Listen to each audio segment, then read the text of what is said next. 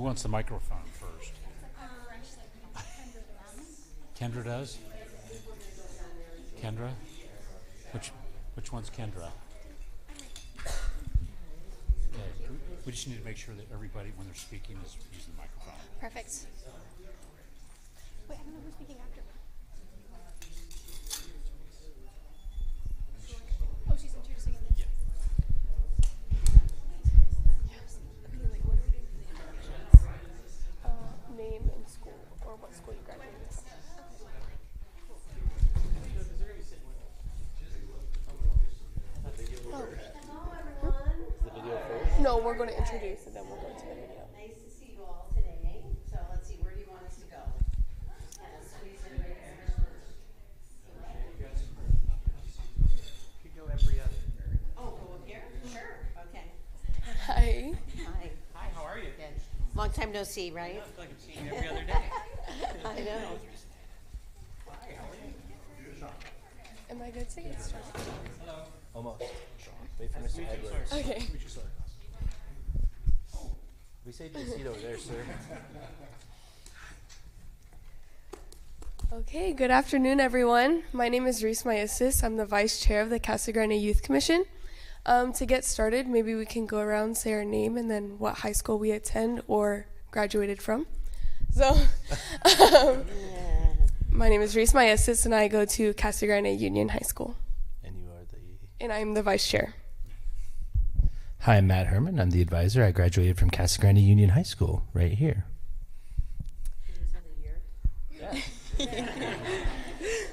Hi, I'm Hayden Dalick, and I currently attend Casa Grande Union High School, and it's my first year on the commission.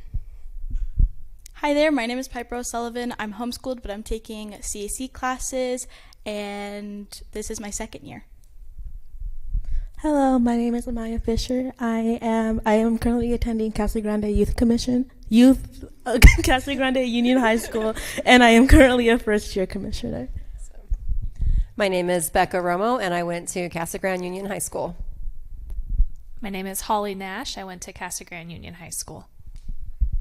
My name is Sarah Olson, and I went to Casa Grande Union High School. Hi, I'm Bob Huddleston. I went to Casa Grande Union High and graduated in '76.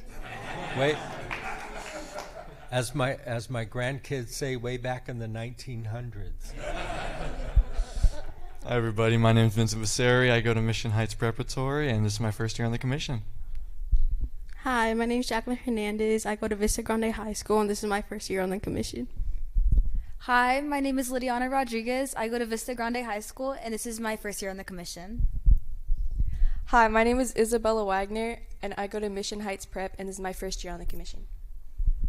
Hi, I'm Brent B. Dillon, graduated Casa Grande Union High School in 1986.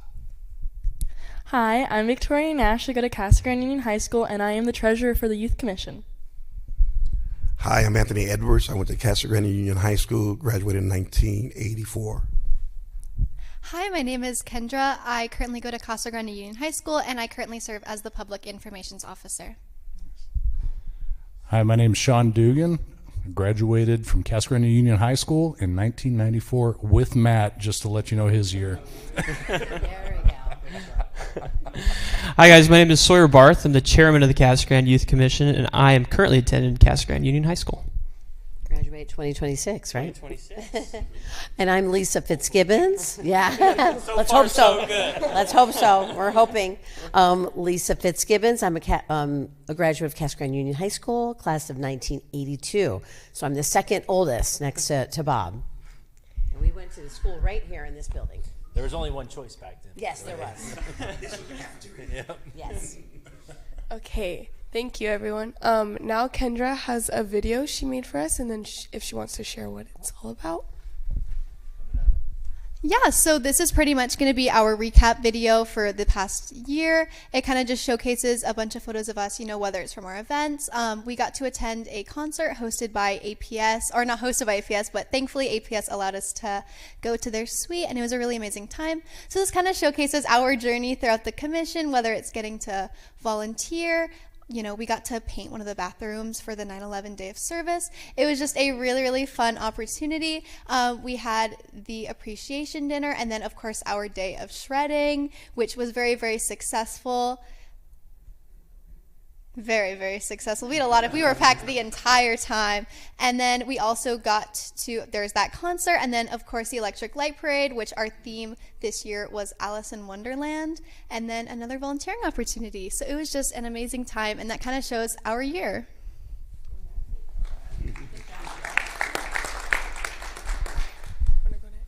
Sure. So I'm just to talk a little bit about our upcoming Washington, D.C. trip.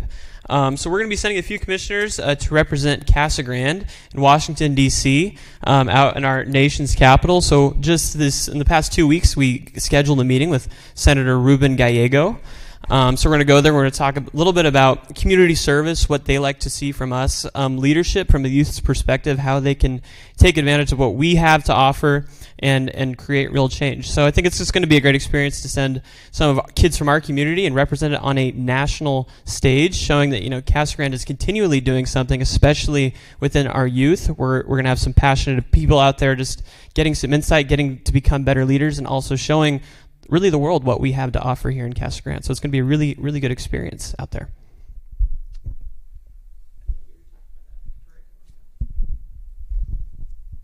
So I'm going to be talking about our MLK Day of Service. So this was actually our most recent volunteering opportunity, and it was just overall an amazing turnout. I know we've seen our mayor there, and it was an amazing event, and we had the opportunity to let people know where they were going. If anyone had questions, they came to us. We were able to just help out the community and support them on that amazing day of volunteering. Yeah.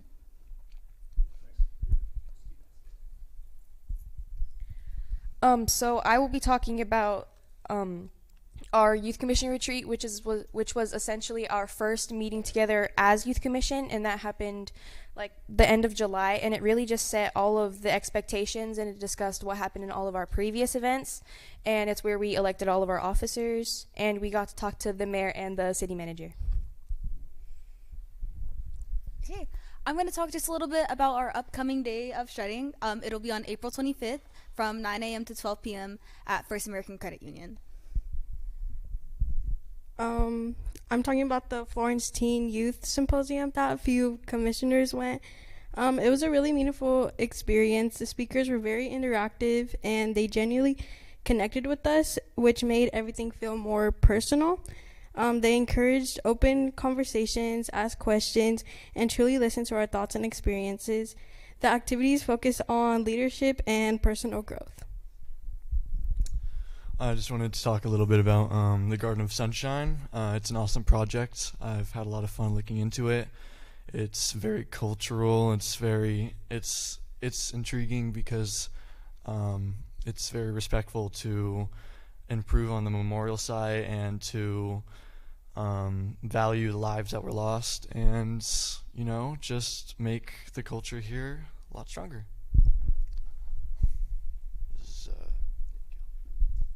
On November 18th, APS gave us the opportunity to attend Billie Eilish's live concert. It was a great change from our usual meetings that we usually have, and honestly just gave us a great opportunity to connect through her music and create memorable experiences. For some of us, it was our very first time ever going to a live concert, and for others, it was their first time ever listening to Billie Eilish's music. But overall, it did create great experiences, and if another opportunity is given to the Casa Grande Youth Commission, I hope you guys enjoy it, and yeah. So I'm talking about our CGYC Fall Day of Shredding, which was on October 26th at First American Credit Union, which is where we shred old papers and documents. It was a great opportunity for some of us new commissioners to have an opportunity together to work as a team. And then we also raised $1,428 from donations, which is really, really awesome. So yeah. I'm going to talk about the McCartney Ranch Fall Festival. In there, we helped support the PTO by volunteering throughout the event. We helped set up and clean up as well as run booths, and I think it's a great opportunity to show our leadership skills and giving back to the community. Okay, and I'm going to talk about the Heart of Casa Grande Scholarship, We offer a $500 scholarship to 3 winners. There's a video, art, and essay contest. There's community members in Casa Grande that select the winner. You answer the question, what is your heart of Casa Grande? And then you are selected later on. Yeah, it's just a great way of enhancing our youth and giving back to our peers. So, yeah. And I just want to say a couple things before we go into the next segment is this group of kids, again, amazing group, and they run the commission. I mean, they make the decision who's going to be on it next year. It's not the advisors, it's them voting on everything. And I need to say thanks to 2 advisors. Holly has been on the commission almost as long as me, 17 years. But Holly was on the commission when I was the advisor, and now she's helping. And Sarah is our newest student. We call her student advisor. She's going to CAC, and she's like, hey, can I keep helping? We're like, of course. So these are the 2 that hold it all together, and then I just kind of wrangle the rest of it. So I'm the dad. But it's really neat to see, because the kids are the ones that make the decisions, who does that, who gets to go to what, and who's on the commission and what they're going to do. And this group of kids over the last couple of years has been very service oriented, as you can see. And that, because I kind of encourage them to pick what direction they want to take. Sometimes they want to learn more about the city government. Sometimes they want to do community service, and they've been really community service oriented, which is great. And they're all getting a lot of good experience and getting out there in the community. So great job to all of them. Thank you. Okay, really quick before we move on. I talked about the Heart of Casa Grande, and that's like a scholarship question, but I wanted to ask a question before you guys ask questions. What is your guys' Heart of Casa Grande? If anybody wants to start. I'll go because I'll take it. Okay. The Heart of Casa Grande to me is City Hall, which is our school, because we keep coming here, and I just never quit going, I think. But it's a lot of fun, because this is really the center of town, and it's so important to so many people who grew up here, and still it's important to people today who didn't grow up here, because it's the center of our city. And I got to take the easy one. That's why I went first. You knew we were all going to say that, since we're all graduates and went to school here. I think for me, it's really just the people and this sense of community. It really is home. After you go away you guys are all going to experience this, where you're going to go away, whether you go to college or a trade school or go right out to work. This is always going to be your home. And I hope that you always keep that. You've been so, part of this community and all your volunteer work. And I hope you come back someday and give back, to a community that helped you along the way and that you serve. But to me, it really is a sense of community in the people here. Sure. My Heart of Casa Grande, you probably guess, it's the agriculture community. I mean, growing up in Casa Grande, being in agriculture, going to the fairgrounds every year and just dealing with all the animals, the livestock out there and everything, and the dairy industry, the farms, everything. To me, that will always be the Heart of Casa Grande for me personally. It's the way I was raised, the way I grew up, and that's still alive and well here in CG. So, yeah. It's a tough question. At one point, we can say the people. Of course, everyone in the room is going to say it's the people we make up our community, and that's still true. However, I'm trying to think of other things outside of this, because you all do a lot in the community. Thank you so much for helping us with the MLK and the National Day of Service. Your servanthood. We appreciate all that you all have done and all that you're going to do. So back to it. Oh my goodness, it's a tough question once you leave the people, because we make the community what it is. I'm going to go with our schools and our churches, how we're starting to come together a little bit more in other areas of avenues that we've opened up, where we begin to communicate amongst the churches, as well as working with the schools. And I do understand that sometimes there'll be a little bit of rivalry with Vista and CG, but you're able to come together and work together in servanthood, which is key. And as our mayor said, please come back, continue the good work, the good service where you go, but come back and invest back into your community. All right, so for me, my anchor to Casa Grande is B. Dillon's Cactus Garden, because that was my grandfather's house before it was a restaurant. But that's how I always related to Casa Grande was the Cactus Garden. But a little bit deeper than that, it was also my grandfather's service, and the fact that it was his service to the community. He was on city council. He was a teacher at the time was Votech Buildings. He taught all kinds of trades and flying, and he was on the CAC board. But it was that sense of service that he instilled in me, and that I'm now continuing on. So that's always been the anchor for me. But I would say it's the service that the community provides.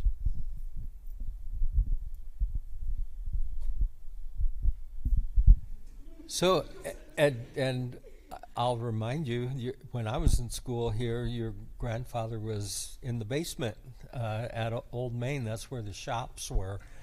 And so I remember that. And I'm going to go along with Matt. This campus, this school, specifically this building and this room reminds me of my favorite subject in high school. That was lunch. Because this was the cafeteria. I can still smell the tamale pie and the pizza.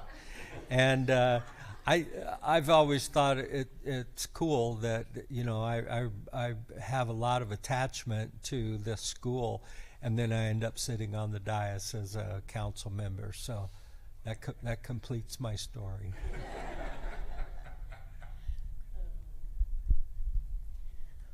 Well, I'm going to say the people, of course, but really the schools are where I think my heart is. And, you know, I've been in education for 19 years, and I went to school here. I know lots of families, and I got to teach or be part of students' lives of my friends as they grew up and had kids. And so it's great to see some familiar faces as I look at you all here. Some of you guys went to Cactus. Some of you might have gone to McCartney Ranch. And so just seeing the impact, yeah. And just, I mean, he was a kindergartner, I think, when I met him. Yes. And then just being part of this community, and I know parents. And so I just think it's amazing what I get to do and just make that impact. So, and I will say you guys are also at Cactus helping out and working with our student youth and our student leaders. So you are doing an amazing job with that too.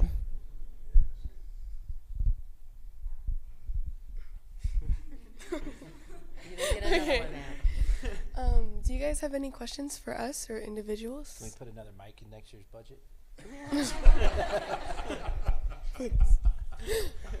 How about the seniors kind of tell us what their plans are for the next year or two? Sure. So next year I'll be starting at Duke University. Yes, and I've got to do that on a full ride scholarship, so that's going to be great. I just want to take a moment to take a statement just kind of about all of you. You know, I've been a commissioner for 4 years, and I've come to every study session for the past 4 years. And I just want to say that I'm thankful that we are supported by a mayor and a council who continuously come and fight for us and listen to us and make us feel heard and prioritized. You know, we're students who really genuinely care about this city, and it's good to see that it's easy to align with your guys' vision of caring about the city. I mean, it means so much to us when you come speak to us at a retreat, or when we come speak at these council meetings, or when we're at any event and you see us, you come talk to us, you recognize us, you acknowledge that we're here, we're serving alongside you. And, you know, it's always fun to feel like, you know, we're an elected official too, you know, sit alongside you guys. So just know that I'm very proud to be a Casa Grande Youth Commissioner. It's something that I like to talk about. I remember at family gatherings, I'll say, yeah, I know the mayor. Yeah, I know the council. So yeah, I'm very proud to be here. I'm very thankful for all of you and what you've done for these commissioners, and I know that it's going to be an even better, hopefully an even better next 4 years after Reese and I are gone. So it's going to be a very, very, very thankful for all of you. And the future's looking good for the Youth Commission, for sure. Any other seniors? How many seniors are there? Anyone else? Yeah. The rest of them have senioritis? Yes. Okay, I'll be attending Grand Canyon University. I'm going to major in biology with an emphasis in pre-med, and hopefully go to grad school to become a pediatric occupational therapist. Yeah. I'm going to start out at CAC for 2 years on the Pinal Promise Scholarship, and then I'm going to transfer to ASU to hopefully pursue a career in fashion marketing. I will also be attending CAC for 2 years, and I will also be enrolling into their veterinary program that they have and get my associates in biology. After that, I hope to transfer to Colorado State University and hopefully get my doctorate in veterinary medicine. That's all the seniors? That's all we got here. Yeah. We Nice. got a couple more, but that's all that's here. Yeah. Any other questions? Maybe a comment. No, yeah, not really a question, but just again, thank you. You know, I hope you all see, and especially the new members, you know, that we are just, you know, regular people that represent the community just like all of you, you know, represent your, the youth in the community. So I just, you know, we appreciate everything you do, and I love seeing all of you guys at all the conferences when I get to see you all there, and I'm just so proud, you know, when we see you and the way you represent the city, but, you know, and just out in the community. So you just don't understand the impact you're making, and you really are role models to a lot of people, you know, that see all the things that you do. There are people that are a little more shy and don't want to engage, but they see all the things that you're doing, and we just are just truly grateful, and we wish you all the best, you know, for you seniors that are moving on. And like I said before, we hope you remember that this is your home and we support you. You know, we, you know, want you to go off, you know, do whatever you need to do, but please try to come back. Try to come back and run for city council so we all can retire, right? So, but no, we're just so proud of all of you, and we really thank you. Is there anything that you all see that we can do better as far as, you know, reaching out to our young population? I mean, I know you guys keep us informed many ways, but is there something that you think we can do a little better? Who would be brave to bring that up? Oh, I would never make a criticism. I would just say, just thinking about it, you know, I've enjoyed so much of our time that, like, when we ate lunch at the Arizona League of Cities and Towns, like, I just think about how meaningful that was to me. So if we could just keep doing that kind of thing, bridging that gap between you guys and us, between the youth and then city leadership, because really the students in here, they come from different backgrounds, different demographics. They have all kinds of different motives and want to do different things with their lives and have different circles of influences. So thinking about when they have that opportunity to talk to you guys, just like you have different circles of influences here on the council, that's a chance for you guys to hear directly from all of Casa Grande students, not just the leaders, not just the students who are, you know, bold enough to be on the youth commission or show up at the events that you guys are usually present at. So as long as we could just maybe even, and you know, ramp it up just a little bit, the times that we get to meet, and instead of, you know, just coming here at these study sessions, we could do other things too. I think that'd be great. I think that'd be powerful. Right. Yeah. Absolutely.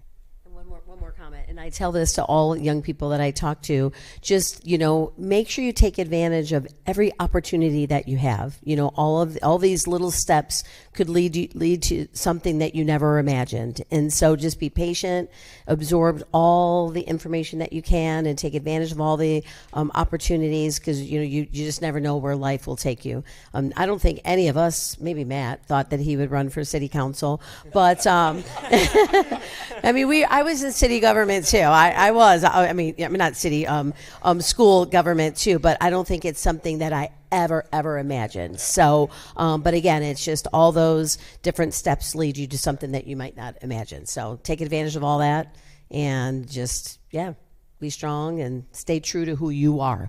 And be proud to be from Casa Grande. Proud. That's right. Yep, CG pride. Anything else, Matt? I have to thank these two again, the advisors. You guys want to add anything?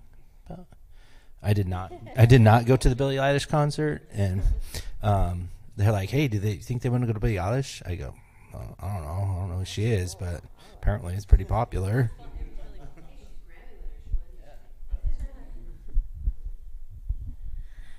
For anyone who doesn't know, I run Casa Grande Main Street, and so it's a big service-oriented organization as a nonprofit, and these kids step up every event we have, probably more so than past years. And so as a organization that thrives on volunteers, like, it's really nice to get the assistance from the younger population, so that hopefully they keep doing it, and we can get some more young blood in the volunteer pool. But I mean, Street Fair, Victoria was there all day, Kendra was there all day, Sarah, our student helper. But no, it's really great. So beyond just the basic service, they are going and doing other things and opening even more doors for themselves, and so it's really great to see that.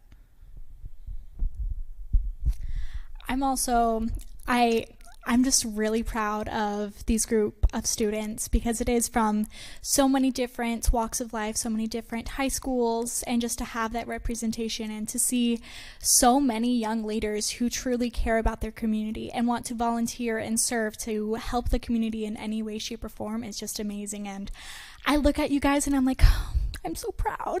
But yeah. I'm so excited for what you guys are going to do to Casa Grande, and of course to the City Council to make our Casa Grande as great as it can be. She's our mom.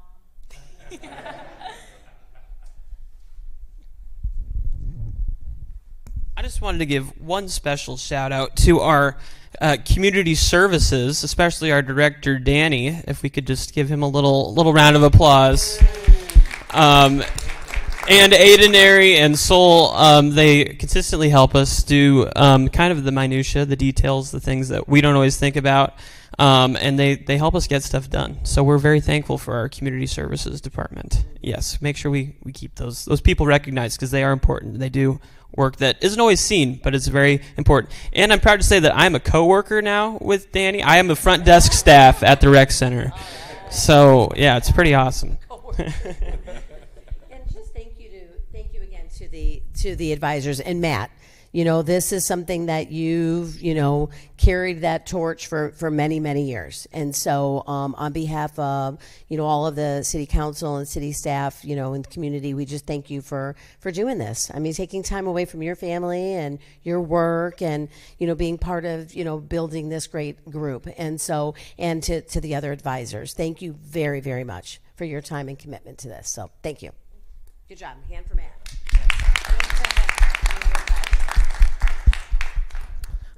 All right, is that everything? All right, thank you very much for having us. Thanks for coming. Yes, there you go.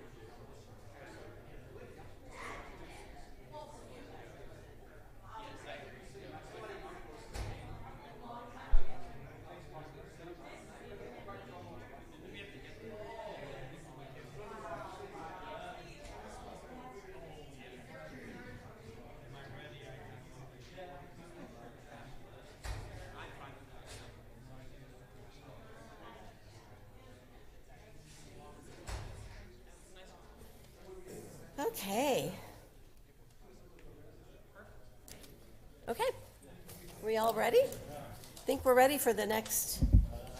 Perfect. Thank you, item. Madam Mayor, members of the council.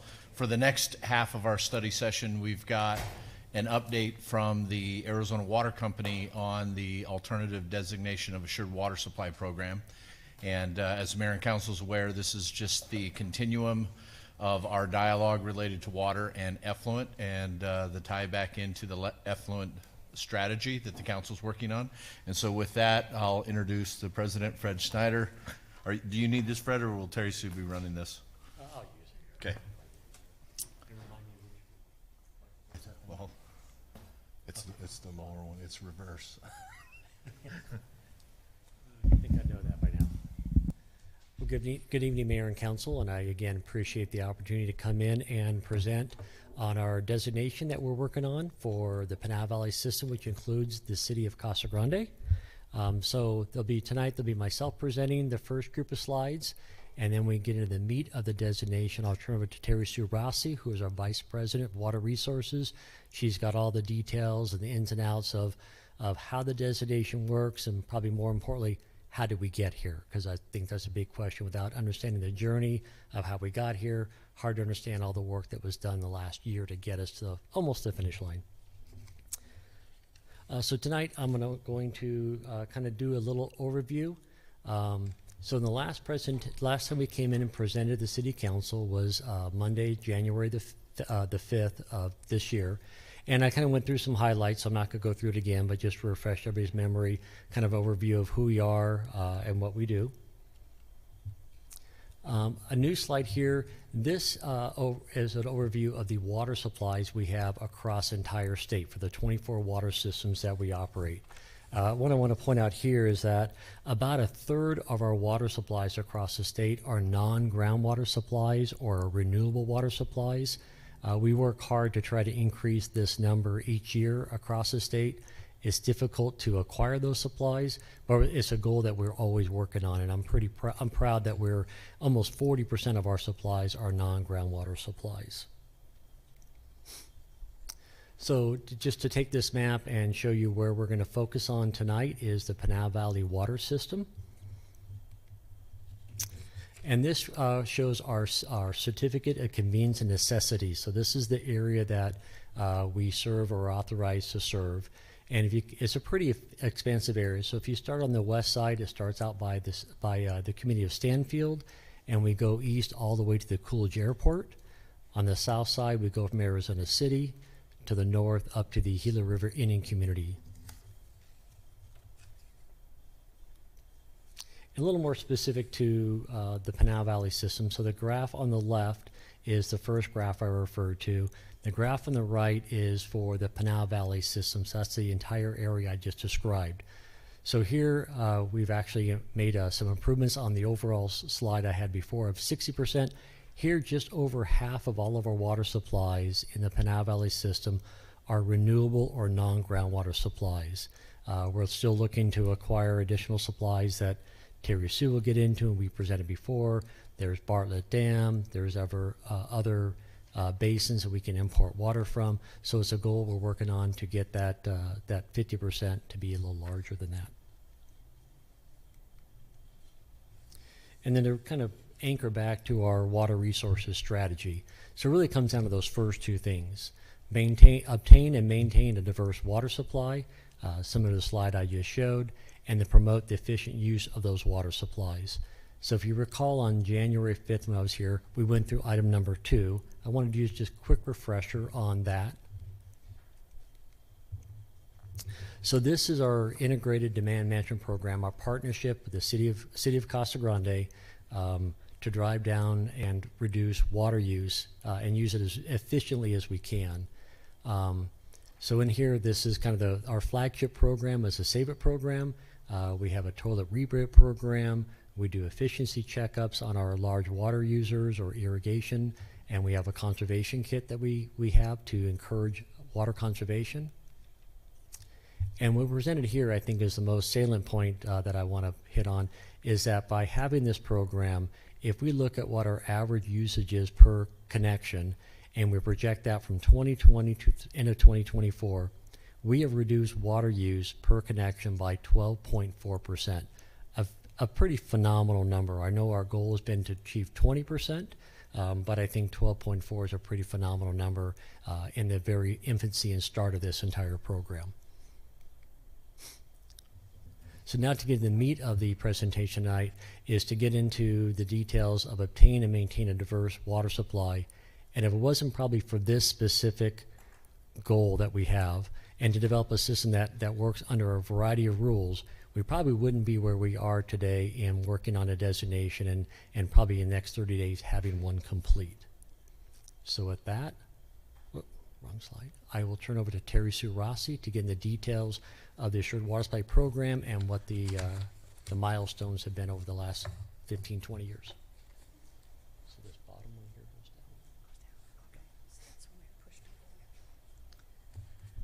down. Oh dear. Good evening. Thank you for having us back. So I'm going to talk a little bit about the Assured Water Supply Program. And a minute ago, Fred was showing you our water resource strategy. And we really seek to create a water supply that is indefinite for our community. So an assured water supply in Arizona, which is considered to be one of the landmark pieces of water regulation in the country, is 100 years. So we don't feel that 100 years is really good enough. It's really a commitment, a forever commitment. And so we're trying to develop that kind of a water supply. And so we want to be able to do that under a variety of hydrologic conditions, a variety of operational conditions, and we want to protect our water supply, our existing water supplies as much as possible, and to diversify the supplies that we do have, because you don't want to ever, just like your retirement portfolio, you don't want to be reliant upon one thing. And then we want to also balance all of that with affordability. So you could have 100% redundancy in your system, but is that going to be affordable to people? So there's some balancing against the redundancy in order to have an affordable water supply. But let's talk a little bit about the Assured Water Supply Program, just kind of a real quick overview. So in the state of Arizona, there are actually two different programs within the Assured Water Supply Program. One is called Assured Water Supply, the other is Adequate. Assured Water Supply is a more stringent standard that applies within what we call active management areas, which is where we're located here, is the Pinal Active Management Area. There's less stringent standards outside the AMAs, and we call those adequate water supply. So there's a slight difference. But the basic idea for really inside or outside the AMA is if you're going to subdivide, if you're going to record a plat and sell parcels, then the developer must demonstrate a 100-year assured water supply. And there's kind of a couple of ways you can do that. One is by securing a certificate. The other would be by being served by a water provider who is designated as having an assured water supply. Irrespective of which system you use, there's several criteria that have to be met in order to prove an assured water supply. So the source of water has to be physically, continuously, and legally available. The source of water must satisfy the existing state water quality standards. The water provider and the developers must be financially capable of constructing the water infrastructure, and the water demands must meet conservation requirements, and they must be consistent with the management goal. The conservation program, the Save It program, makes us consistent with the conservation requirements in the state. And then the Assured Water Supply application that we just put together and that's still being reviewed is what allows us to meet all those other criteria. So within that document, we filed 1,500 pages of evidence to prove that we met all of those requirements. So I'm going to talk a little bit about the Assured Water Supply journey, because it is a journey, it's an epic journey. and so it kind of all goes back to the early 2000 or the middle 2000s, the early 2010 time frame. And you might recall in the 2008, the Great Recession, there was a substantial change in the housing market, and so everything kind of came to a halt from an economic perspective. Well, what people didn't really know is right about the same time there was something going on within the Assured Water Supply Program itself. And so prior to that time frame, there was a big buildup in the number of certificates of assured water supply that had been issued. The problem was, and no one really knew this at the time, was that there were more determinations made than the groundwater modeling ultimately could prove out. And so there was a little bit of time that went on, and the last certificate of assured water supply was issued here for the Valago Village Commercial Center. That was in July of 2011. And the last analysis in the Pinal AMA was in an area called Addison Park. I'm not sure if Addison Park is in you guys' area or not. Okay. And so those were the last two actual determinations that were issued in the Pinal AMA. And then from that point forward, even though the Department of Water Resources did not come out and say, hey, the basin is closed, we're not issuing any more determinations, it became gradually very obvious to folks because people were applying for things and nothing was happening. And in fact, there was some activity going on within the city of Casa Grande relative to Copper Mountain Ranch. And we were working with the city, and we were just kind of getting nowhere with it. And so, and the other thing that happened at that time, which people may not be aware of, is in the 2014 timeframe, the Department of Water Resources had asked Matrix New World, and specifically Nathan Miller, to add some analyses to the model. And when he tried to add those to the model, he discovered that there were a number of analyses that the demands were actually not included in the model. So there was a significant error in the model. And so when he reported that to the department, the wheels just kind of came off the cart. They withdrew, and they went dark. They went dark for several years. They redid their model, and then they popped out the other end in the 2018 timeframe, or 2019 timeframe, and announced that there was 8.1 million acre feet of unmet demand. And so it took them a long time to kind of come to an understanding that, yes, this error that was found by Nathan Miller was real, and that they had to fix it, and they had to figure out how they were going to fix it. So that's why we have what we call this unofficial close. So for many years, really from 2015 until even today, the basin is closed. And so we started to push on that a little bit, tried to get the department to release the model. Representative Cook at the time put a lot of pressure on the Department of Water Resources. The model was finally released in October of 2019. And starting in 2020, a number of us teamed up together to try to figure out what we were going to do about the model. And so we had the Pinal AMA Stakeholder Group, which was led by Steve Miller, and it was also co-chaired by Global, Jake Lenderking, and by Arizona Water Company. Previously, it was Bill Garfield, our previous president, and then I became the co-chair of that. And in conjunction with Matrix New World, we went through the process of updating the model and proving that we could show that the unmet demands associated with the municipal and the assured water supply determinations could in fact be met. It was, I think, just like in 2014, it was hard for the department to kind of come to an acceptance of the information that had been provided. The same thing was true when we were working on it the second time around. And in fact, the department never really recognized the efforts that we made in the first time. Then we turned it over to the Pinal, to PICWA, the Pinal Water Augmentation Authority, Pinal County Water Augmentation Authority, and they actually provided a second version of the model, and we have yet to hear from the department. And so all through this process, the department was sort of channeling to us, we're not going to do this, we're not going to do this, we're not going to do this. And they wouldn't. And so we pushed them to the point where they finally made a declaration in June of 2021. The Director of Water Resources came out and said, in case you didn't hear me, we are not going to ever issue another assured water supply determination in the Pinal AMA that is dependent upon any amount of groundwater. And then he also said, by the way, the same movie is going to come to a theater near you in the Phoenix AMA. And about 2 years later, they did the same thing in the Phoenix AMA. And it took that closing of the Phoenix AMA model and of the assured water supply program. By then, the entire program had been destabilized. We had been complaining about that for years. But until things started to fall apart in Phoenix, we were not getting a lot of attention. But we were trying on the side. And so we had some legislative efforts. So in 2021, this would have been pre-close, we had an effort to change some of the existing provisions associated with certificates of assured water supply. We were able to change the number of units associated with the certificate as long as we didn't increase the demand. So that was a little bit of a change for us. It helped move a few projects that might not otherwise have moved forward, but it didn't really solve the problem. Then then when we get into the post-close era, things started to move a little bit, and they moved for a number of different reasons. First of all, there was enough anger in the Phoenix AMA that people were starting to say this is intolerable, and we were able to work within that context to get the same kind of benefits that were happening in the Phoenix AMA into the Pinal AMA. And so one of those was some legislation that had to do with how groundwater fees, Central Arizona groundwater replenishment fees are collected. That was passed in 2024. The same bill was passed in 2025. And I'm sure all of you are aware that the more recent bill was the groundwater savings credit, which is the urbanization of irrigation grandfathered rights.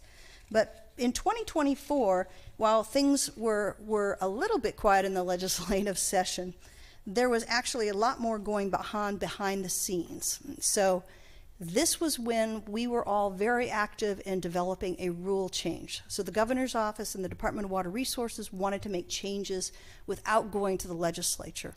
And so they set about doing an informal public rule process, which was pretty much the first half of the year. And then they released the rules, and we began the process of going through the formal rulemaking process. And we were very heavily involved with that, as was the city of Casa Grande and many others. And so there were 3 different council meetings at the Governor's Regulatory Review Council. One was in October. That was kind of the first session where they heard what was going on. There was a council meeting where they did not vote on the rules. And then we came back for another session on November 22nd where we closed it.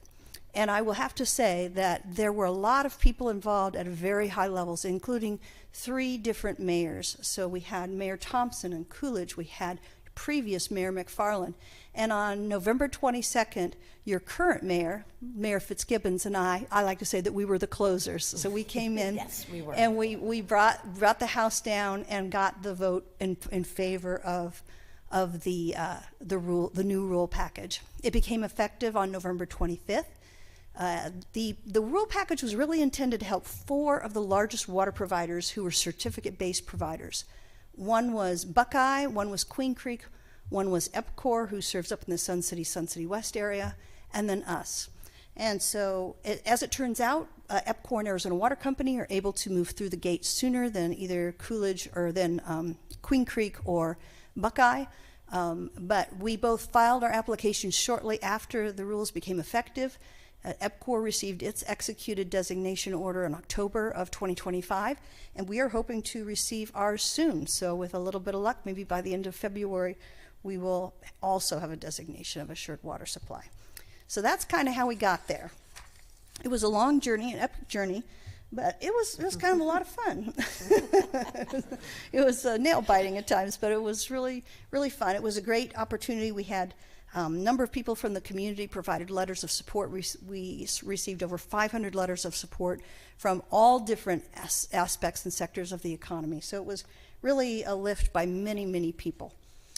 So this is the designation area. So there's a lot that goes into defining the designation area, and I won't get into it in detail, but suffice it to say that as you grow as a service area, your designation area will expand. So this is not the way it will be always, but this is the way it looks today. And everybody's very curious about whether or not their land is located inside that boundary. That's the most common question we get right now. So let's talk about some specifics about our designation. So the term of our designation will be 10 years. The total designation volume is a little over 50,000 acre feet. The groundwater physically available, there are 2 water supplies pledged in our application. One is groundwater, and the other is CAP water. And so the groundwater physical availability includes not just regular groundwater, but also water that's recovered in what they call outside the area of hydrologic impact, which is far enough away from the recharge project for the Department of Water Resources to determine that it's not pumping those precise molecules. We are also required by the designation process to join the Central Arizona Groundwater Replenishment District. And we will be joining that. We have gone through the process of doing that, and the starting fees for that will be about $100,000 a year. But I'm going to talk a little bit more about that in a little bit, because that's actually a great deal for our citizens and for all of us, our existing and our future citizens. We've also, through this designation process, have a very significant groundwater allowance and extinguishment credit portfolio, which is going to help us make the cost of acquiring the new water supplies much more affordable in the early stages of the process. And then we have our CAP water. And so we have some CAP water that we directly deliver to the Desert Basin Generating Station and to Francisco Grande in the park, the sports complex park. And then we also have created a new alternative water supply, which they call it a new alternative water supply, but it's just a new water supply. And what they mean by that is we are allowed to take our CAP water and we're going to use it a little bit differently, and they're going to count it as a new water supply. And then there's also what we have a water availability fee, which is for all new growth, and they'll be paying this fee as they come online. So let me just go down one more here. Oh, this is just a list of the groundwater allowances, and I'm only showing this to show you how complex the groundwater allowances are here. The rules in the Pinal Ame are very different from Phoenix, and I won't go through each one of them, but I just want to give you some idea of how complex they are. And they've been this is very advantageous for us. Now I'll talk a little bit about the water availability fee. So we're in the process of adopting a water availability fee. The prices of that fee are based on water market prices, current prices, and the existing assured water supply entitlement. So if you have a certificate today, you would be exempt from paying the water availability fee. And then the water availability fee otherwise affects all new connections, whether it's subdivided or not. So a designation of assured water supply is applicable to everyone, not just to new subdivisions. So we can now provide an assured water supply to all of our residents, whether they've been here for 100 years or been here for 2 weeks or are going to arrive here in 5 years. Large developments are free to secure their own water supplies if they want to, in lieu of paying the water availability fee. I'm just going to talk a little bit about an example of how this would work. So let's say we have a 300 acre foot demand development. It doesn't matter really if it's a commercial or a residential. And so the way that the process will work is that we will temporarily make a portion of our CAP water available for that development to rely upon, and we will pledge that as a new supply in our water supply portfolio. 25% of that demand will be cut over to the existing customers. That's how we build up the water supply for the existing customers. And the remaining demand, the new development will have to either acquire a non-groundwater supply or pay the water availability fee. So the developer has a number of different options available to it. So it can secure effluent. So for example, it can go to whatever wastewater provider is providing that wastewater service, and it can get a commitment from that provider to provide that wastewater.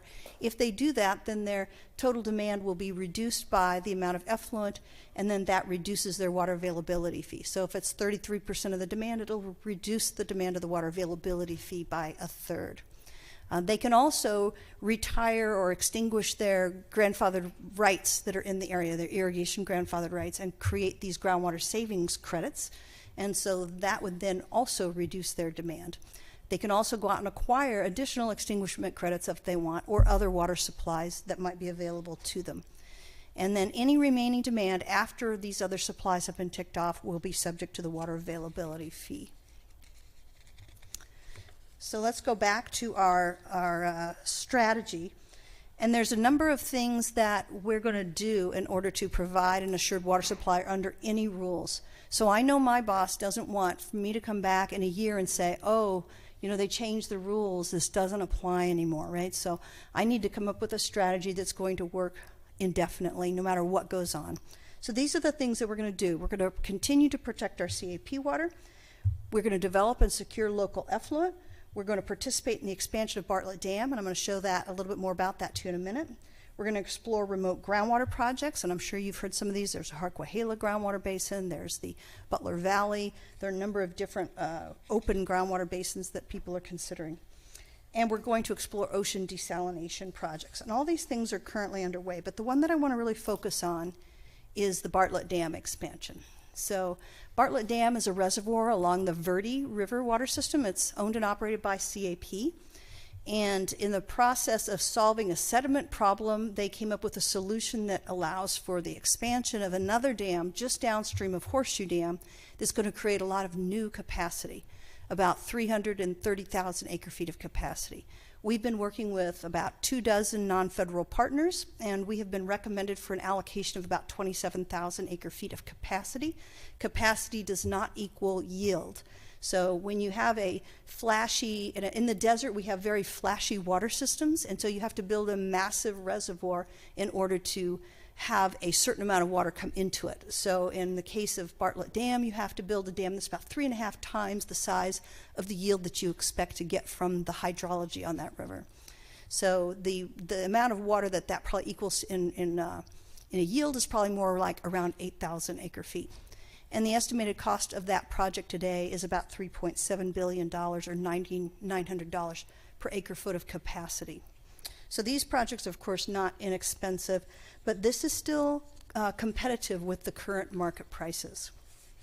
Now, I want to make sure everybody understands how this is going to work. So I think a lot of people imagine that we're just going to increase the size of the dam, and we're not going to actually do that. And first of all, when I say we, I don't mean Arizona Water Company. I mean the U.S. Bureau of Reclamation, the Salt River Project. This is a big federal reclamation project, and we are one of 20 some odd non-federal members. But we're not going to actually increase the dam. What we're going to do is build a new dam downstream of the existing dam structure, and then we're going to inundate the dam, inundate the water behind the dam. So if you're familiar with Lake Pleasant, this is exactly what we did out at Lake Pleasant. There was the original Waddell Dam. We built a new Waddell Dam, and then we inundated the area behind the new Waddell Dam. So if you go out on the lake, you're actually driving over the top of the original dam. And so that's the same thing that's going to happen here. And there's kind of a long trajectory on that. I would not expect that this would happen before I retire.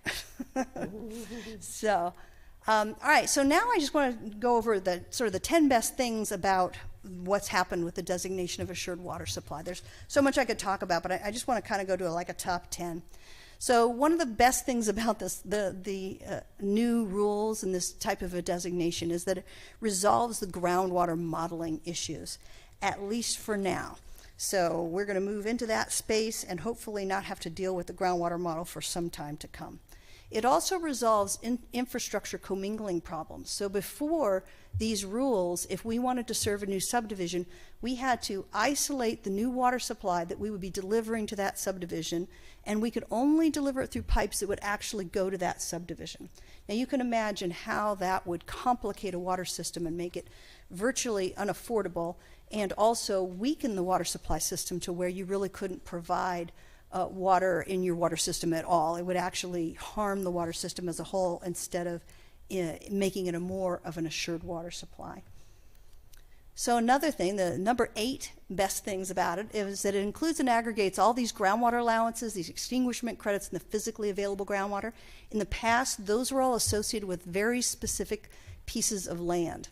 So we could only use that water on those exact pieces of land. Now it's all aggregated into a single pool, and we can use it anywhere in our service area, and that creates a lot of flexibility, just like having a water system that's connected properly.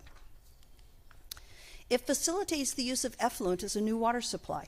So the developers are now encouraged and to incentivized to work with the water providers or the wastewater providers in order to bring effluent back into the system to offset their groundwater demands. It allows Arizona Water Company to use its existing CAP water as a new water supply. So if we were unable to do that, we would have had to have gone out and acquired a whole new water supply, and the rules provided for a way for us to change how we were using it in order to create the new water supply. So that's a big advantage for us. And it's going to relieve us of the existing replenishment costs on property tax bills. And I'm going to show you, I think, the next slide. This is a redacted example of a property tax bill, and the person who holds this property tax bill shall remain nameless, but perhaps sitting in the back of the room. And so this is a home in Sunset View, Unit 1, And you can see down, I've highlighted, it's kind of hard to see because it's like the orangey color. I've highlighted 2 lines. One is the tax associated with the CAWCD, so you may or may not realize it, but you pay about 14 cents of ad valorem tax to the Central Arizona Water Conservation District each year. And if you go down a little further, you see the Pinal AMA GRD. That is a function of the CAWCD where an additional amount of money is collected to offset the cost of the groundwater pumping of whoever owns this house. And so in the future, this will be paid through water bills, and we are going to be starting at a rate of about $100,000 a year. Currently, people who are paying through the GRD, their taxes for 2026 would have been almost $1.6 million. So this the new Assured Water Supply System, the designation, allows us to allows for a different way to use the CAGRD services. So that's, in my opinion, that's one of the more significant contributions. So another top 10 things, the fourth one is to reduce the water supply cost of all customers. And we do that by being able to aggregate all of our groundwater allowances, and by being able to have the new developers bring in water supplies, and to expand our customer base so that we can afford a water supply like the Bartlett Dam water supply. And it opens the door to new subdivisions in the city and the county. And so up to now, you haven't been able to do a new subdivision since July 11th of 2011. So this will be the first time that this will be able to happen. That's huge, really. We're going to, an Assured Water Supply designation gives control over development decisions back to the city. Not just in terms of the subdivisions, but in terms of how do you link the water to all of the decisions that you make in growth, which is really what was showing through in your last general land use plan, was putting water as the focus of that general land use plan so that we could make good decisions about the kinds of industries we bring in, bringing in high-level jobs, but using as little water as possible. And then the top reason for a designation of Assured Water Supply under the ADAS is it allows the City of Casa Grande and Arizona Water Company to work cooperatively to plan for, secure, manage, and maintain a continuous 100-year assured water supply for the businesses and residents, and not just new subdivisions. So we now have a tool where we can provide an assured water supply for every single person, every single business, every single home in the City of Casa Grande. And so we're very excited about the designation. And I think that's all I've got, actually. So I'd be happy to answer questions. Did I go over my time? Okay, great. Oh, okay. So I'd be happy to answer any questions. Great. Thank you, Terry Sue. Any questions or comments from anyone? We're all ready to be tested. Give us the test now. We're ready to go. Okay. So, all right. Go ahead. How many gallons in an acre foot? Terry Sue, one question we get a lot about the assured water certificates and how they apply to certain types of property, not to others. How is that going to change anyway in here? Like, subdivided lots versus So it's really going to level the playing field in terms of people's ability to move forward. So in the past, I would say that somebody was in the lucky category. So if they had a certificate of assured water supply and they called me to find out if they could develop, that was a call I really wanted to take and talk to them about. And then if I had somebody who was calling that I knew didn't have a certificate, I had to find maybe a different angle to try to help them move forward. And there were some times when it was very hard to find a pathway forward. Any pathway forward that didn't involve a certificate was going to be a lot more costly than it will now. And then, so that goes to say this is a decision made at the state level about multifamily not having to have certificates of assured water, where single family does, correct? So multifamily, if it is subdivided. Not subdivided, I'm sorry. Right, exactly. Yeah. And so this, when you become designated, the designation applies to everything, not just to subdivided property, but to non-subdivided, to commercial, non-commercial. There are commercial subdivisions. In fact, there are some here. So it wasn't that commercial didn't get pulled into the net before. But now everybody is going to be provided an assured water supply.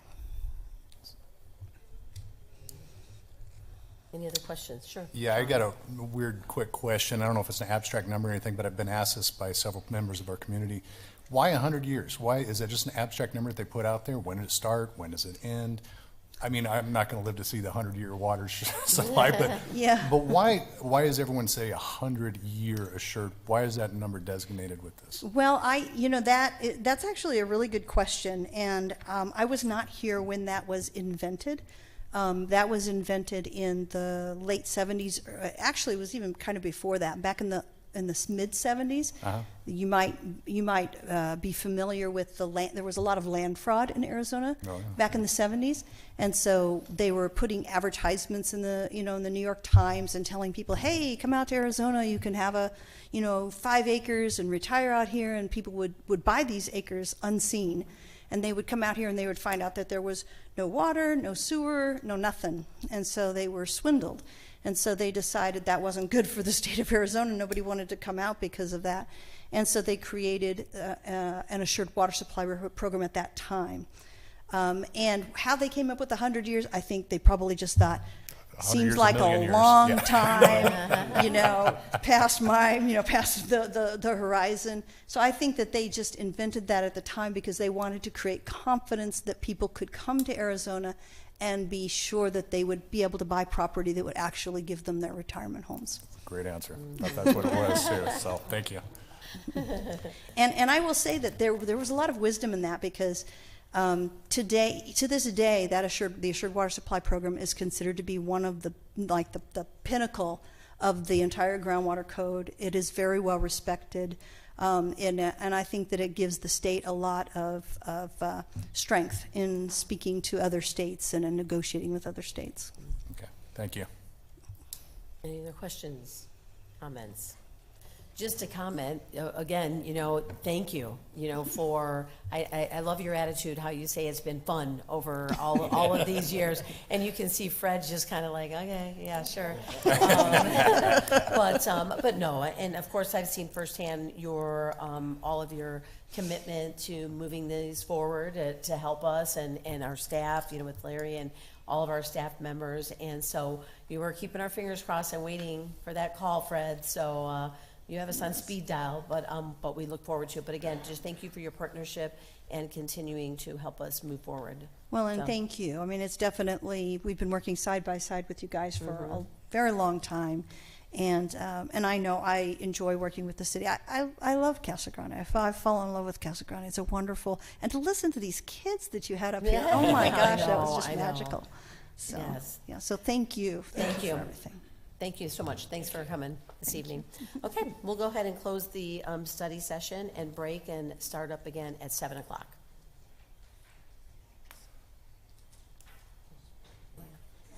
On the microphone.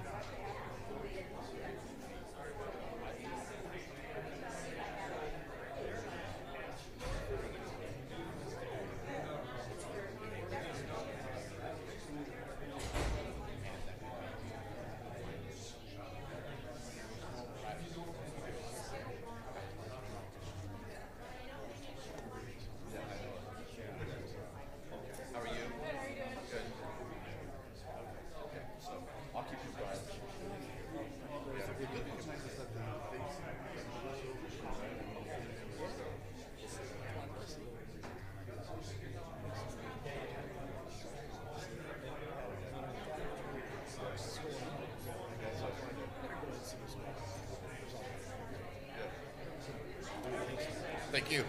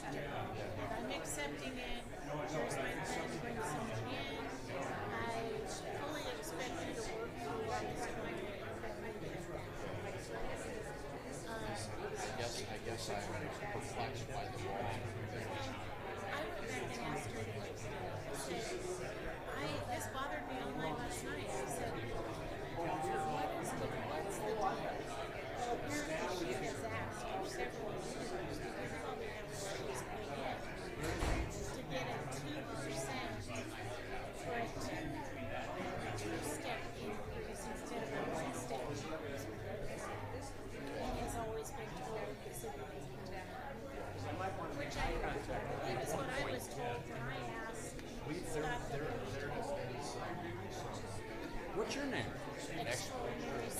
Stephen, and what do you do? I'm the deputy supervisor. And there was, so we run the everyday activities. Larry's the city manager, and we run. The mayor and council give us direction, and we go and initiate it. So, is our form of government strong here? No, it's a council manager. Okay. So all the department heads report to the city manager. So that's what it was. I mean, her letter that's how it was at the city. I was interested. I didn't hear all of that lady's presentation. I was saying, coming from Michigan, the one thing we didn't have to worry about was water. Running out of water. No, I was in Oregon. Our strategy.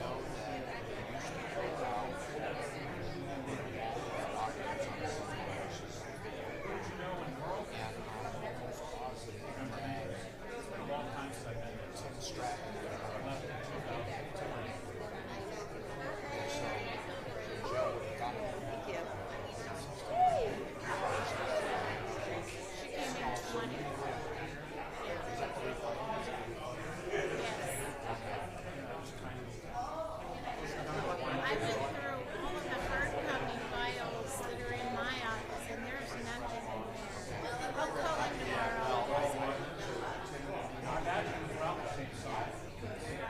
Well, is Tim with Gus? He was. He's not. Because Gus doesn't want to turn it over to me. Oh, is that what it is?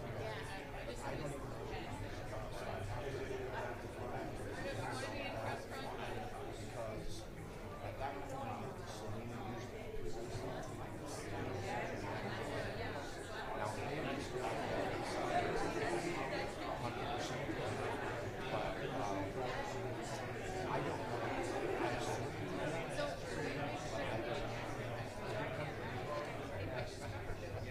But so Gus. When I've asked Adriana if she has I was like, official copy, she can, Yeah, let me dig around.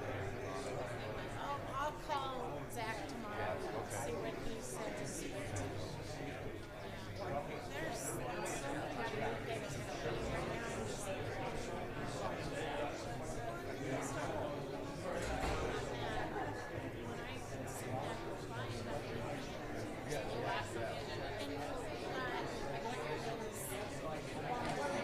I just wanted for 2 minutes. Have him back. I'll talk to him tomorrow. He's got to put up with me. Well, at least you'll be able to talk to him. If you saw my calendar, man, you would I know, you're smart. Yeah. Let me ask you this. Yeah. Who do you want me to go directly to? Have you talked to Kevin at all on that? If Kevin can take care of it, let's talk to Kevin. Yeah. Follow up with Kevin. Yeah, and I'll chat with Kevin too. That's a cluster. Yeah. But the deal is, I went and got it surveyed by Harvey's deal, and the hole's not on my property. Okay. But I need to hook up to the damn sewer line down the way. Yeah. I can say this to only you. Yeah. I'll trade all the damn water in the corner if you guys are on the sewer line. I'll talk to Kevin. Kevin, I'm going to do it.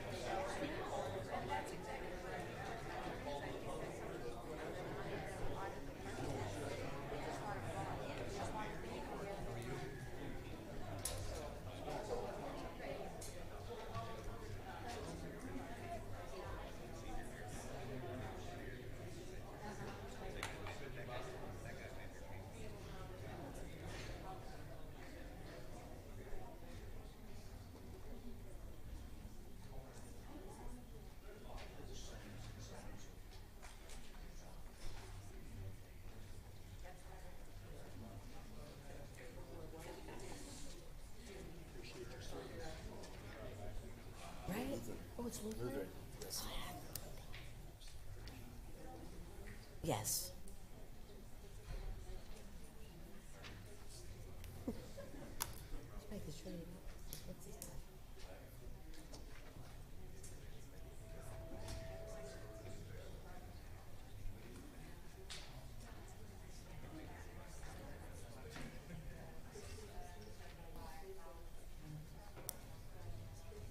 I usually have Larry make the font bigger, so I'm gonna have to wear my glasses for this. The font. I'm like,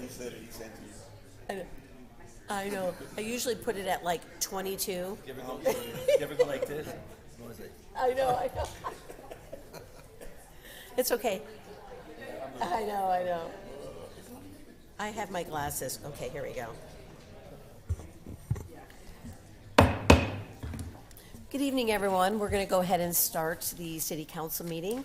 Thank you all for being here and joining us. We'll start with the invocation, and that is going to be by Pastor Jonathan Berkey from Trinity Lutheran Church, and followed by the Pledge of Allegiance from Mayor Pro Tem Brent Badillan. So if you can please stand if you're willing and able.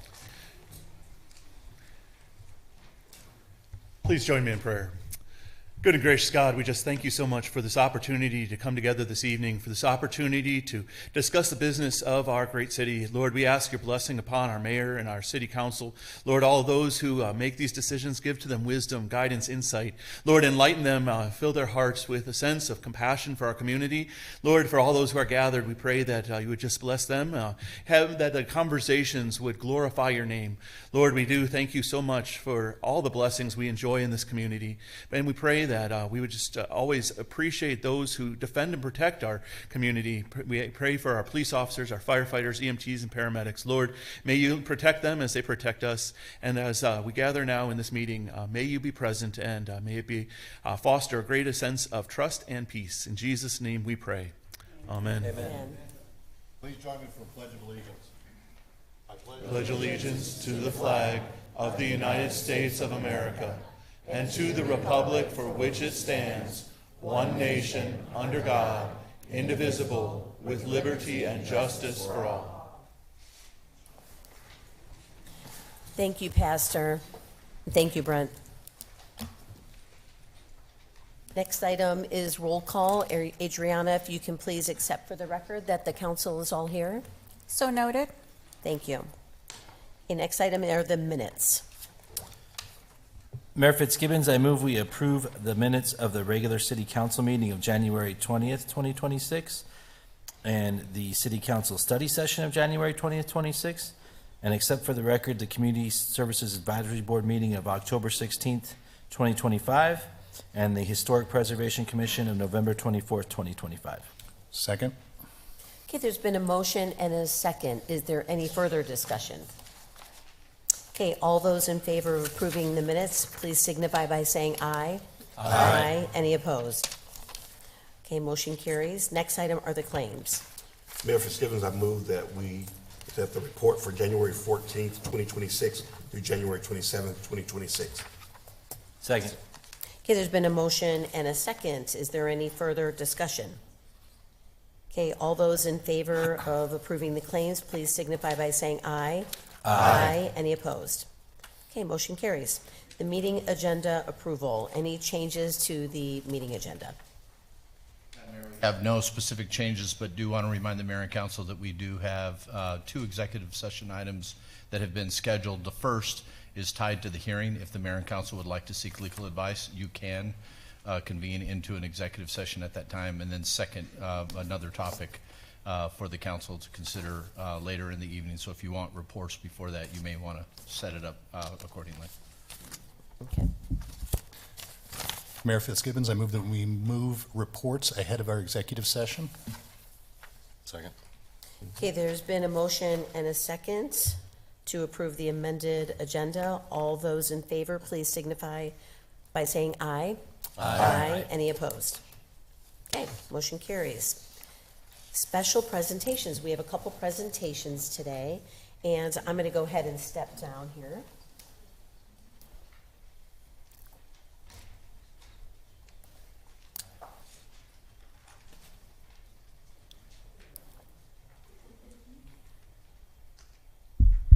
So this February marks Black History Month, and so we have a proclamation that I would like to present to Billy Davis, who is with our Arts and Culture Commission. So Billy, if you want to come up and join me, that'd be great. Is there anyone else from the Arts and Culture Commission here today?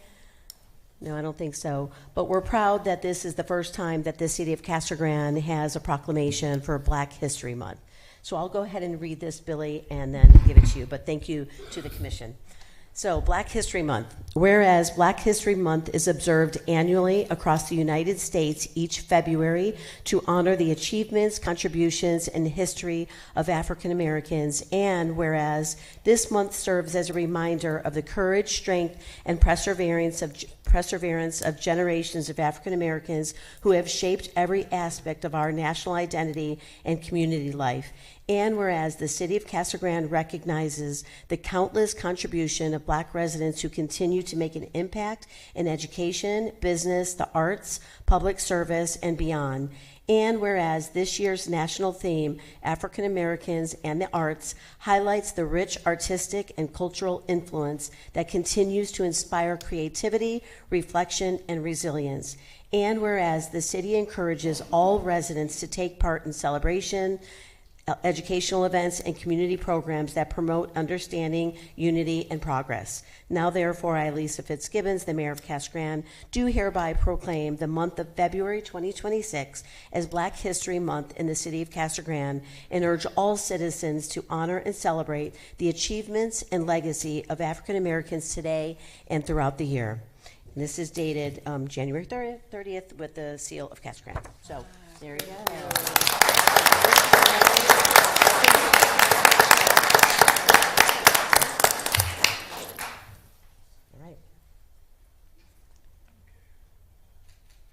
Thank you. Thank you, Billy. So much. Thank you. And thank you to the Arts and Culture Commission. So next we have some students from Cactus Middle School, and I'm going to have Councilmember Becca Romo join me. Councilmember Romo is the principal at Cactus Middle School. So, but this year, as part of the Unity March, Cactus Middle School held an essay contest that focused on Dr. King and his legacy. Every student participated in this contest in their social studies classes. The social studies teachers submitted their top 30 essays, and those were narrowed down to the top 4 that the entire staff had the opportunity to vote on. Layla Alvarado's essay was selected for first place. Is Layla here? Okay, Layla, come on up and join us.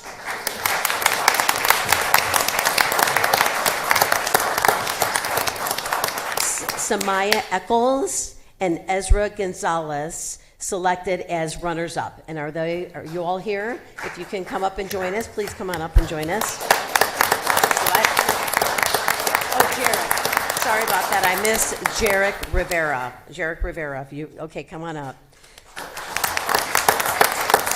So each student put a lot of thought into their words, with each student reflecting on the impact that Dr. King made and the impact we can make on our own communities through love, kindness, and service. So congratulations to the 3 of you.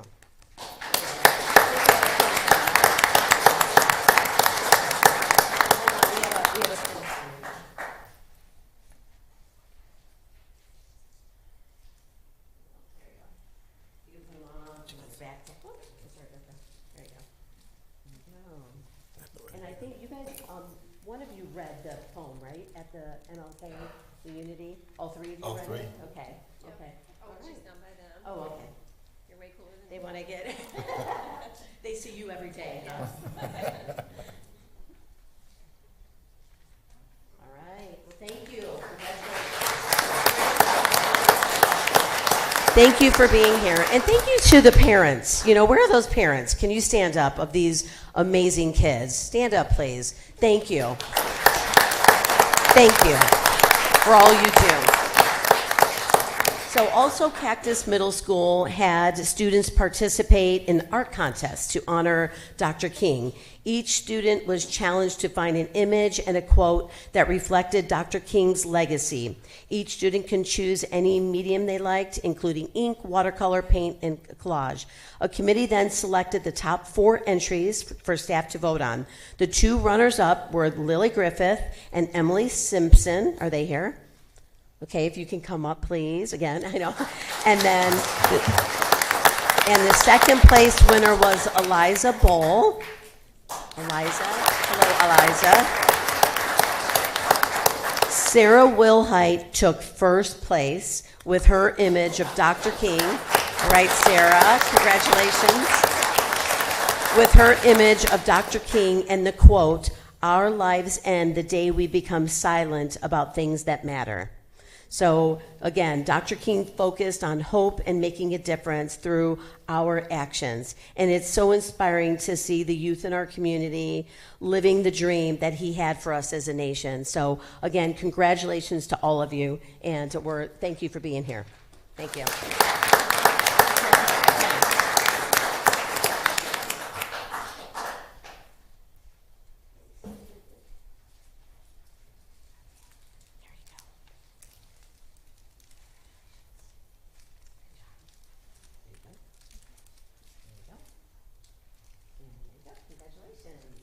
I think he wants to get a picture really quick. Becca.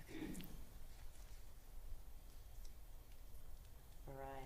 Good job. Thank you for being here. And if I can have those parents please stand. You know, again, thank you for teaching your kids how important it is for this. Thank you so much. Appreciate you all being here.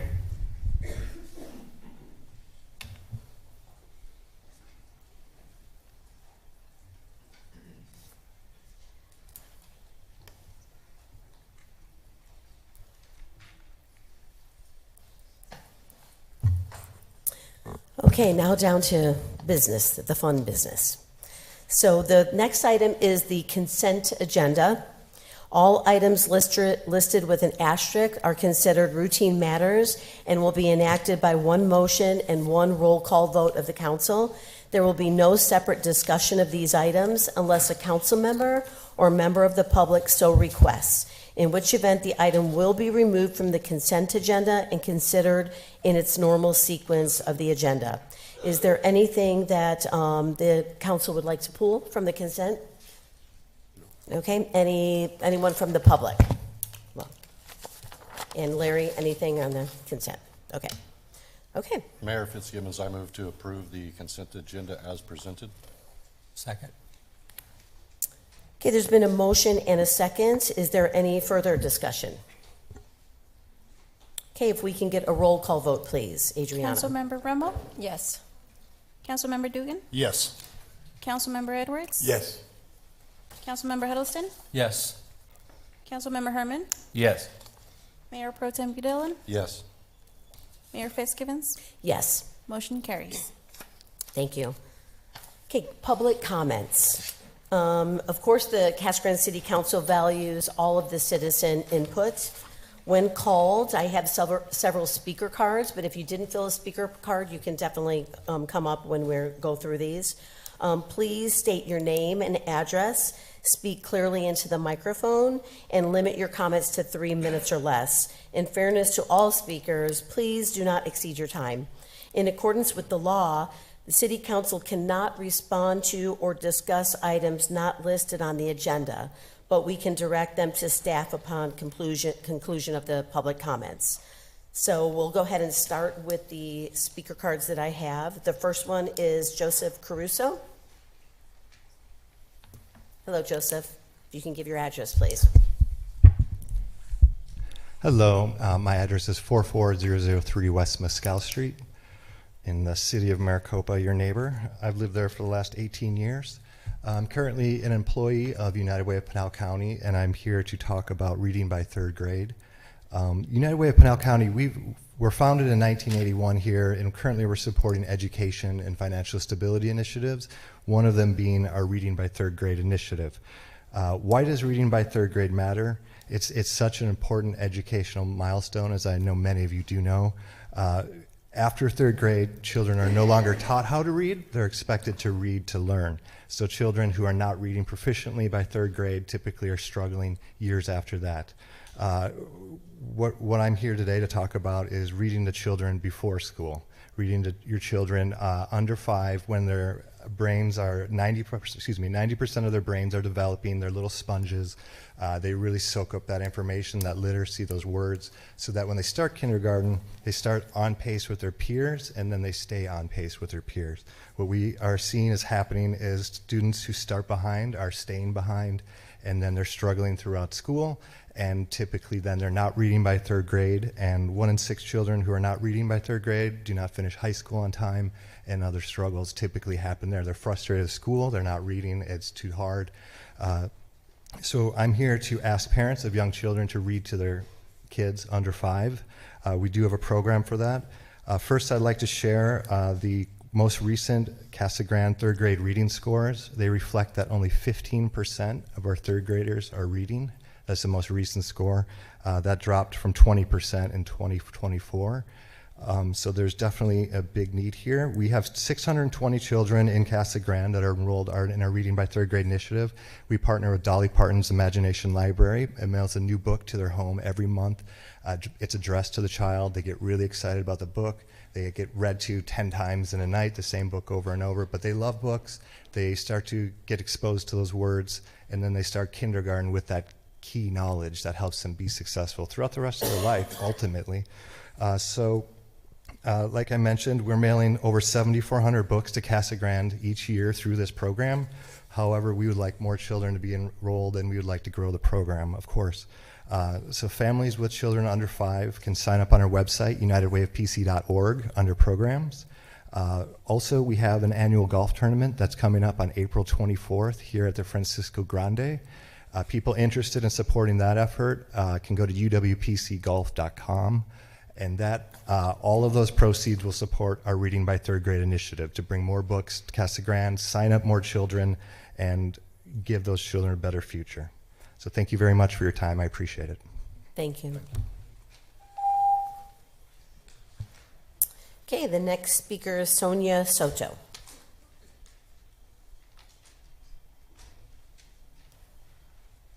Hi, Sonia, if you can give your address also. Hello, my name is Sonia Soto, and I live in 21063 East Poco Calle in Queen Creek, Arizona. But I work for Pinal County, and we serve Pinal County. Today I'm coming because I want to share another program that we have through United Way. It's called the Family Friend and Neighbor Program. We are funded through First Things First, and what we do is we serve anyone that is doing informal childcare at home. In this case, most of our providers are grandparents. Anyone that is doing childcare and is helping informally that is not receiving any kind of compensation qualifies, as long as the child is not their own. How the program works is I get trained. I have a coworker. We go get trained. We make sure that we know what is the most important right now in education, and our goal is for the providers to be ready to help the children to be ready for kindergarten. We provide them with free educational materials and free trainings each month, and we have core topics like science, math, literacy. We make sure that everybody knows exactly what to need to be doing for the children to be ready for kindergarten, instead of watching TV and playing with an iPad or iPhone. Basically, we want to make sure that they're doing hands-on activities. In my case, I work for the Hispanic community or Spanish-speaking community here in Casa Grande, and we are currently enrolling. We usually serve around 250 families, and we're constantly enrolling. So my purpose here today is just for everybody to know and get informed about our program. They can visit our website, United Way of PC, under programs, and we have all the information there. Thank you. Thank you. Thank you, Sonia. Okay, next person, Barbara Sundust.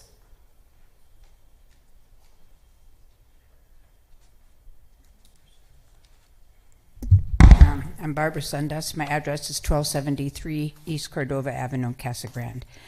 And actually, that young lady who said, Martin Luther King said something about we can't be silent. That's why I'm here, because we just can't be silent. And this, I feel like this is really a difficult thing for me to say right now, but because it sounds harsh, but I have a sinking feeling that we as a city prefer our unhoused to be gone. We came up with an ordinance to get them out of public parks, etc., before we gave any thought to a solution, or before we had a solution. And I've heard people say we can just put the people and take them back to the reservation, the indigenous people, and we can move people to Eloy or Coolidge, or even I heard somebody say we can give them a ticket to Tucson if they know somebody in Tucson. So this is their home. Finding them and making them and move and hide, none of that is a solution to the problem. So we need, as I've said before, I guess, an extended stay shelter where the whole person can be ministered to, a place where they can receive money management skills, employment help, psychological and spiritual services. This addresses the whole person. If there is the possibility of such a place, which it seems like there might be, we need to work quickly to get it up and moving. And maybe what we need is a GoFundMe page. People who pushed hard to get the homeless out of public places. Maybe now they could donate money for the city to have an extended shelter and a management and the services, the helpful services, various programs could come into this place. Giving someone money for a month to stay in a motel is not enough. They should be checked on and given help. I mean, how hard it must be to have a month to find a job and affordable housing, and then at the end of the month, when you've had no success, you have to go back on the street again. So I'm just pray that we have people who can hear the message, who can donate somehow money to help get a shelter, an extended care shelter, where they can get help over a length of time till they get everything together. And I did it in less than 3 minutes. Thank you, Barbara. Okay, Rochelle Robinson. Okay. Okay, thank you, Rochelle. We'll make sure we keep your name on it for the record. So you're agreeing with Barbara, right? Is that what you're saying? Okay. Okay. Jake Pierce. Hi, Jake. Hello, my name is Jake Pierce. I live at 232 West Hawaii Drive. I'm here tonight to talk about the dog park, which is one of the many wonderful, wonderful amenities we have here in town. And as all the amenities are, people who use them are the people they're the most valuable to. I have 2 boxers, and the thing they need most after food and water is exercise. I'm at the dog park 6 days a week unless it's raining in the morning. The dog park, we moved here in 2006 from Michigan and don't miss winter a bit. The dog park was in existence when we moved here, and I'd like to think that would have been 86. If it was 86, that dog park's 40 years old. Recently at the dog park, apparently water waste has become an issue. The first thing that happened was they turned the valve for how much water comes out is not regulatable by customers. The dog park has one main entrance, the water supply is inside there, the dog park has 2 sides, the bowls that the dogs drink out of are in there. The valve aside from the water flow being reduced, the valve they replaced with an on-off valve with a 90 degrees, or a spring-loaded valve, I'm sorry. If you let go of it, the water shuts off. Unfortunately, that valve is 5 to 7 feet away from being able to, there's a hose, but you can't hold the valve and get water into the containers unless you have 2 people or have some method to subvert the valve. Thirdly, recently, a new program let me back up. The city has posted, probably ever since the dog park's been in existence, 3 signs with the rules for the dog park. The most important is the city has indemnified itself because you use the dog park at your own risk. That pretty much takes care of the city. The second one is any damage done by your dog to a person or another dog is your responsibility. So the city's pretty safe about the dog park. So recently, without posting, all of the containers were removed, even though they were put there by citizens. They weren't city property, removed. I wrote an email to Mike Edwards, park maintenance supervisor, and asked what's going on. New program. Because of safety, we're worried about health of the dogs after 40 years, suddenly. Everybody's got to bring, this is what he told me, everybody's got to bring their own bowl to the dog park. Okay, so like this Saturday, if there's 12 dogs there, there's going to be 12 bowls of water sitting around. You think the dogs care what bowl they drink out of? They're going to drink out of whoever's bowl they drink out of. And the city's indemnified itself. So, you know, the city's got wonderful, well, I'm running out of time. The amenities are great, but anyone who gets out of the swimming pool drips off water. We just write it off as a function of having a beautiful swimming pool. We have a beautiful water feature. Everyone that gets wet, the water drips off and either evaporates or goes down a drain. We're worried about the waste of it. Nobody bathes their dog at the dog park. Thank you. Thank you, Jake. And we can have someone follow up with Jake. Larry, can someone follow? We have your number. We can have someone follow up with you. Okay, Jean Henderson.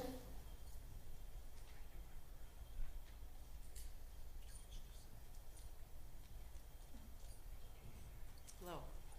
I haven't been here for a while. 449 North Dry Lake Street, Casa Grande. My cap is to show solidarity with the police.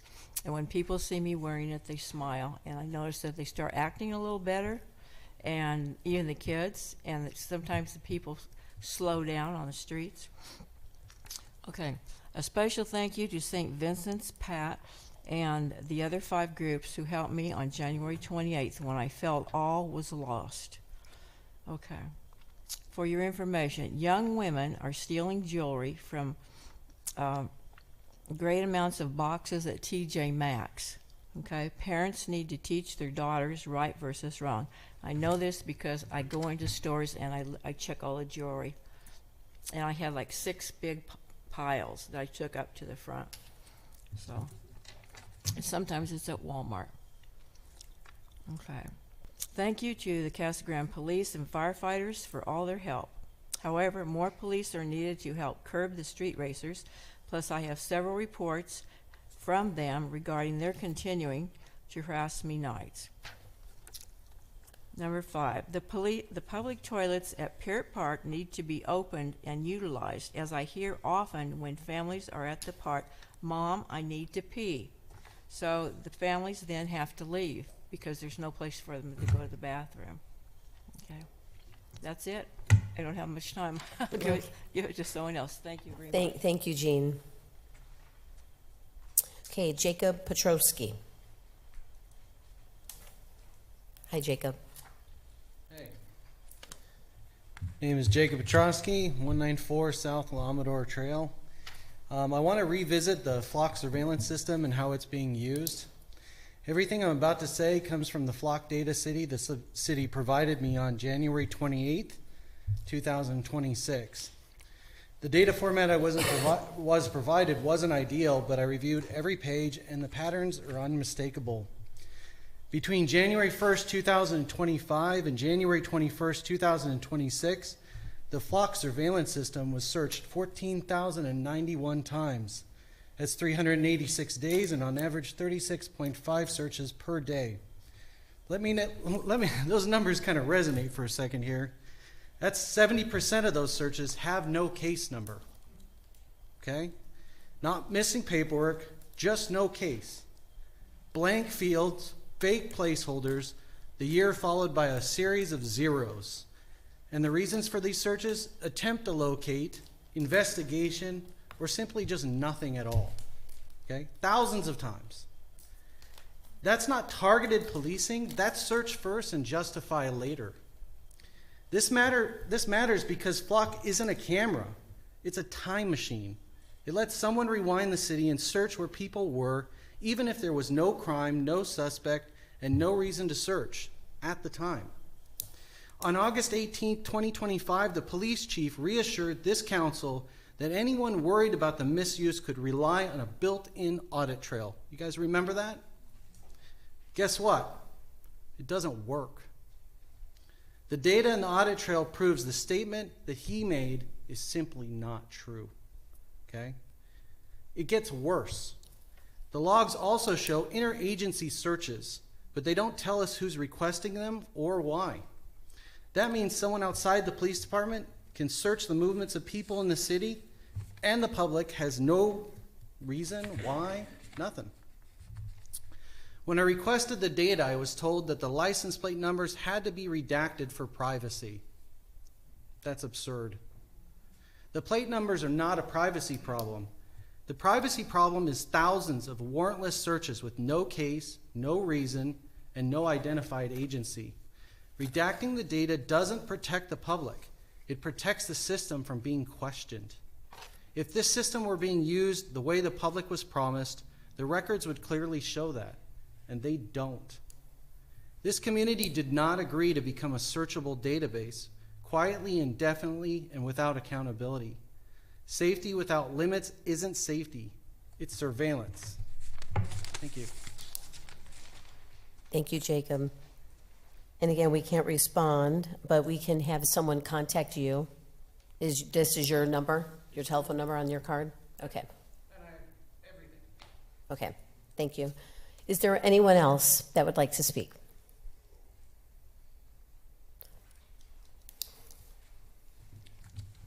I didn't fill out a card. Brad Workman, 928 North Brown Avenue. Just bring the attention to the council of rising trend around my house and the Evergreen District. I've got the addresses here. So at 715 East 10th Street, we have had multiple break-ins of homeless people breaking into the house and trashing it. We had at 700 East 10th Street is a home for sale directly across the street from me. The homeless broke into that house as well while it was for sale. At 913 North Cadota, there's been 3 calls to the police with the alleyway being blocked and searching for people who broke into that house. On the lot on 1028 North Brown, empty lot, we've had 2 calls there for people. The house on the corner of 9th and North Cadota, there's been multiple break-ins. And as of today, 119 East Choya Street had the door kicked in. So, just bringing attention to the council that although we have moved the homeless people out of parks, they are now targeting vacant homes in the Evergreen District. I have called multiple realtors and they are advising against placing signs on properties for sale in our neighborhood because of this problem. So just wanted to bring that to the attention. Thank you for all that you do. That's all I got. Thank you. Thank you. Anyone else? Okay, we'll go ahead and close the public comments. And it looks like, Kevin, you're up for I-1, correct? Thank you. Staff recommends that the mayor and city council execute a professional services contract with Intellis Inc. for Phase 1 design services for the Colorado and O'Neill project in an amount not to exceed $164,307.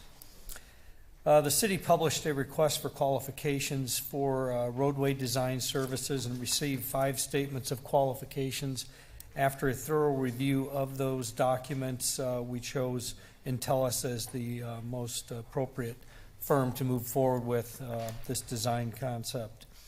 If approved, Intellis will be completing a project in phases, and Phase 1 will consist of the preparation of project assessment with approximately 15% design plans, evaluation of up to 3 design alternatives at the intersections in the project area, preparation of probable construction cost estimates. Phase 1 will also include coordination with the stakeholders and accommodations for existing half-street improvements that are being done with the developments in that area. And there's future developments that are currently going through the planning process. We're also going to be working with them on their design plans and making sure we come up with a good plan for the entire project scope area. The scope includes Colorado Street from just north of Cottonwood Lane near Mission Heights Preparatory High School, north to Colorado Street at Silver Reef. Colorado Street exists from there north to Courtson. It will also include O'Neill Drive from the current end of pavement just past Legacy Traditional School, east all the way to Peart Road. O'Neill Drive serves as a primary access to the Legacy Traditional School and the Cottonwood Ranch neighborhood. This connectivity will really provide opportunities for four-way traffic, north, south, east, and west in all those neighborhoods in that area. The project should be completed in, I want to make sure I get my notes correct here, in approximately 4 months. We'll have this phase 1 ready to go, and then we'll move into our phase 2, which will be moving towards final design. Probably a good opportunity for us to bring the different options back to council and have a study session and talk about what those improvements might look like.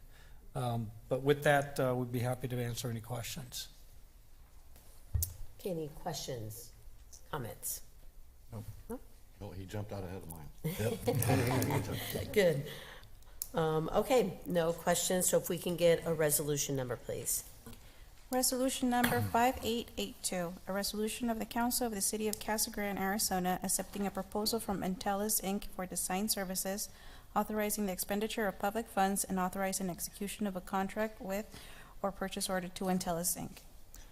Mayor Fitzgibbons, I move approval of resolution number 5882. Did you say 0 or 2? 2.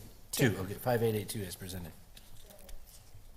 Okay, there's been a motion and a second. Is there any further discussion?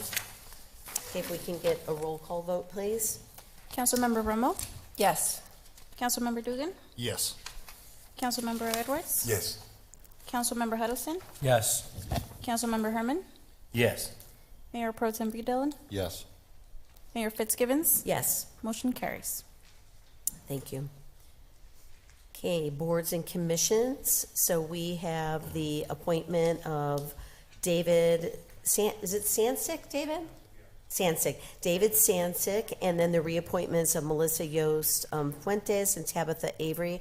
I don't think I see those two here, but David is here, and just wanted to thank David for applying and agreeing to serve on the commission. We're happy to have you join us. So if we can get a motion to approve. So. Second. Okay, there's been a motion and a second. All those in favor, please signify by saying aye. Aye. Aye. Any opposed? Okay, thank you. Thank you again, David. Okay, item K1. Okay, this is an appeal. Do you want me to go ahead and start with this, Dan? I think I'm gonna introduce this, correct?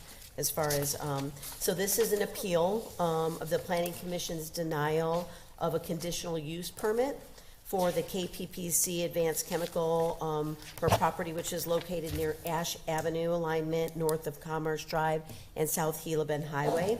So this is an appeal of the action of the Planning Commission to determine whether to affirm or reverse the decision to deny the conditional use permit. So this is a little unique situation that we're in because we're serving as a quasi-judicial proceeding. And so that means council members and I will base their decision solely on the applicable approval criteria in the city code and the evidence presented on the record as established here tonight, which includes the materials that were in the agenda packet and those other materials and statements that were presented tonight. This decision must be based on this criteria and competent evidence rather than on opinion or general public sentiment about the project. So before we begin, I want to ask each council member to disclose any ex parte communications related to this item. if there were ever any communications that have occurred outside of the proceeding between council members and a party, an interested citizen, or other stakeholder, or about substantive issues relating to the appeal, including both written and oral communications about substantive matters. Is there any disclosure that anyone would like to present at this time?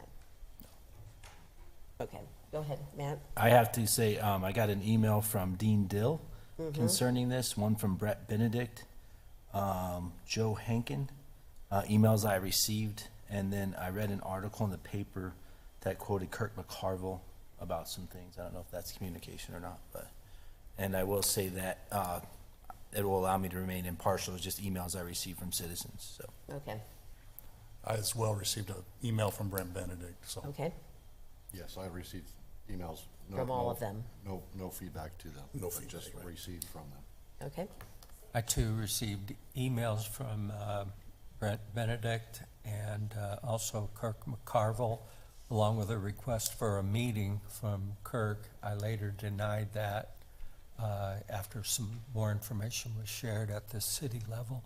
I also got a phone call today, excuse me, from Attorney David Fitzgibbons. We had a conversation. He sent me a copy of a similar document that Kirk McCarville sent as well. okay. That's all. I received the same emails as Matt. Okay, I received the same emails with no response.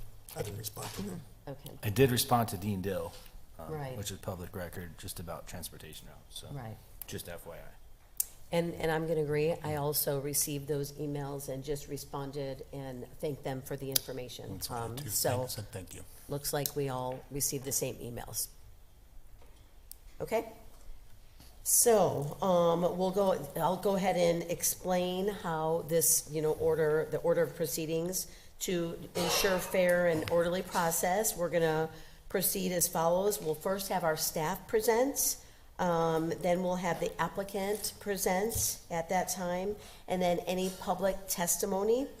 And after that, we'll have any, council questions to the staff or the applicants. So, and then, of course, if there's any type of rebuttal, and then, any deliberation after that.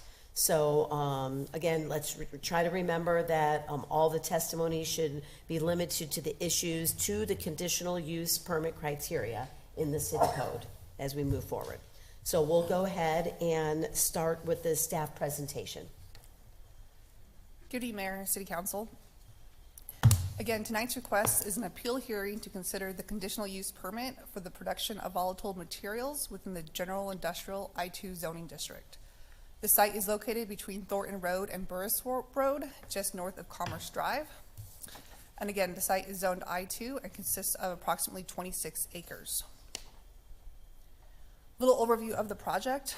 The applicant proposes to develop a phased chemical manufacturing campus on approximately 26 acres. Phase 1 development will occur on approximately 6 acres located at the southwest corner of the site and will include facilities for the purification and blending of semiconductor grade chemicals, including hydrochloric acid and ammonium hydroxide, and as well as associated warehousing, laboratories, quality control, and office space on the site. Future phases will expand production capabilities, supporting infrastructure. The applicant has also reserved space on the site for a semiconductor grade sulfuric acid facility, which is anticipated within 5 to 7 years. However, that is subject to market conditions and customer demand. To the right is the conceptual site plan of the site, showing phase 1 and the future phases. Did want to go over overview of the safety regulations.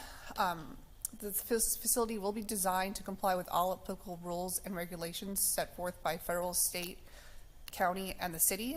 Some of these permits also include, on the federal side, facility will obtain an EPA and Resource Conservation and Recovery Act registration to ensure they're compliant with the disposal of all generated hazardous waste. Pinal County obtains or facilitates the air quality permit, which strictly limits and monitors potential air emissions and requires best available control technology. Arizona Department of environmental quality, facilitates the stormwater permit as applicable to manage and control runoff and ensure the quality of stormwater leaving the site. And that is conducted through our engineering site development permit.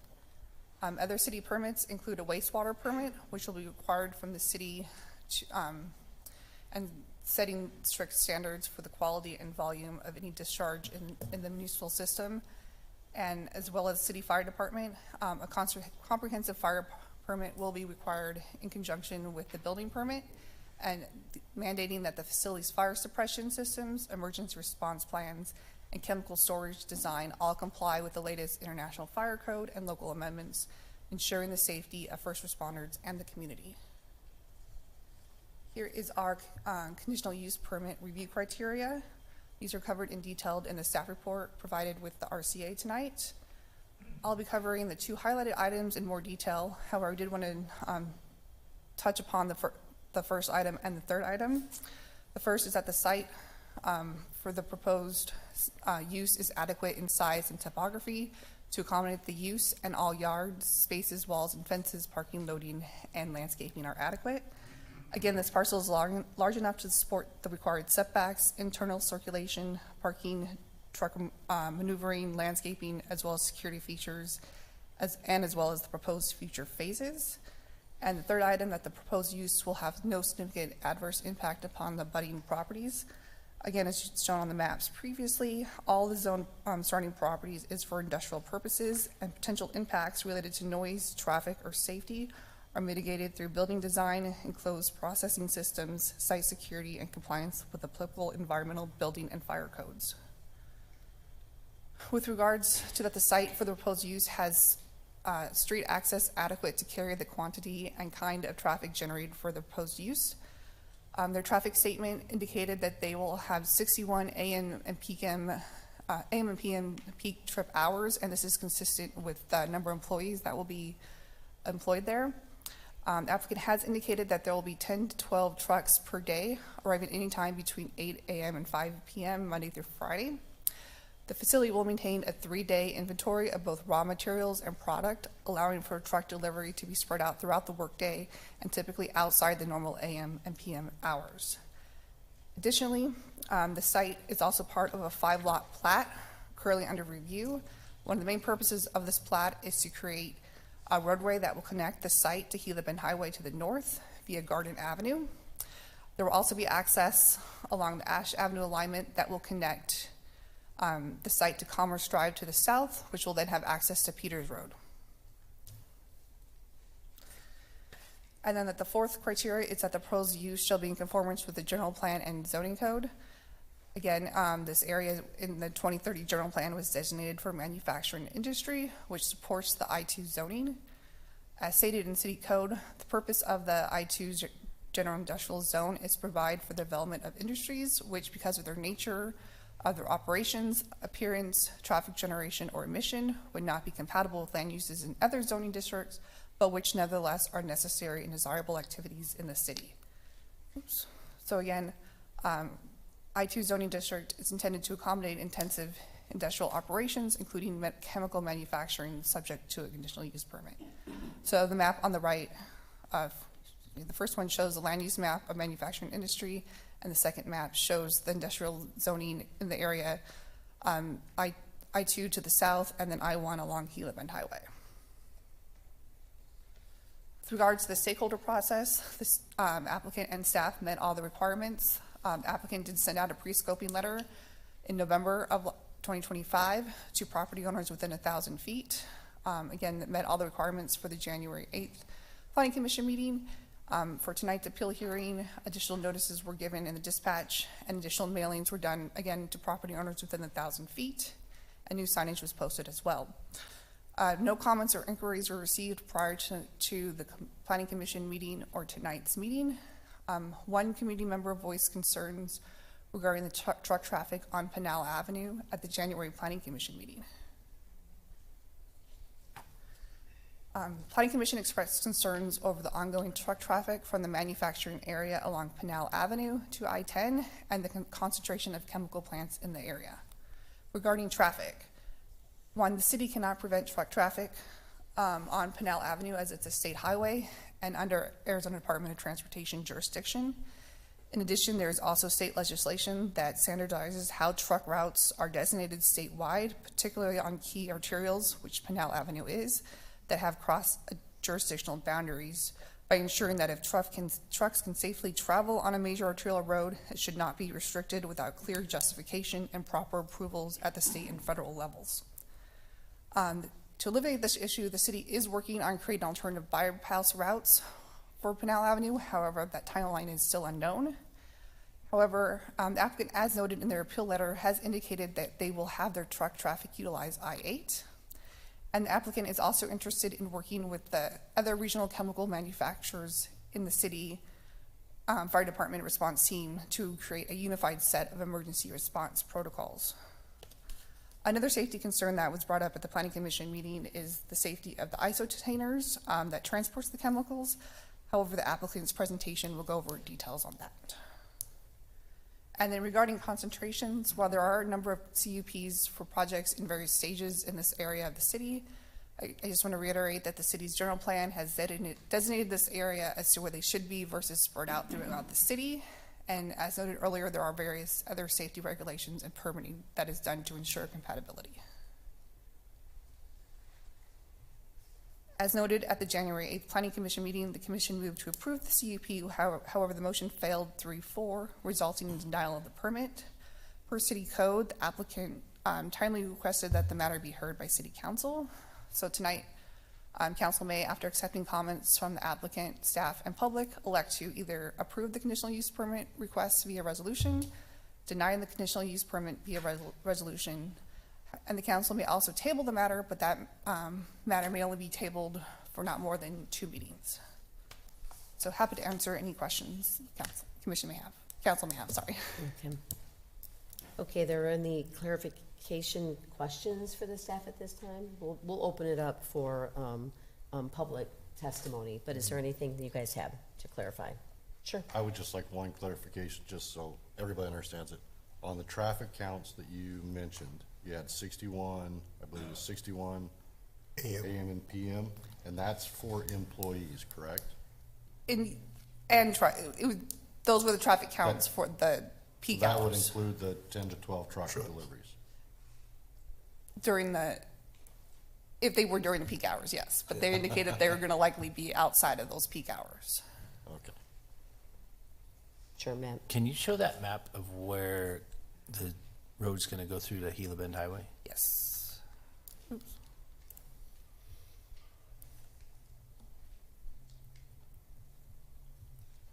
Thanks.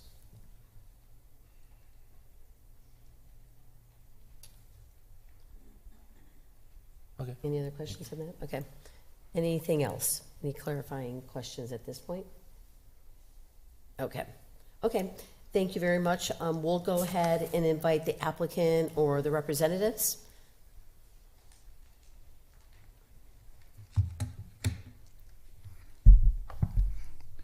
Good evening, Madam Mayor, council members, and the residents of Casa Grande.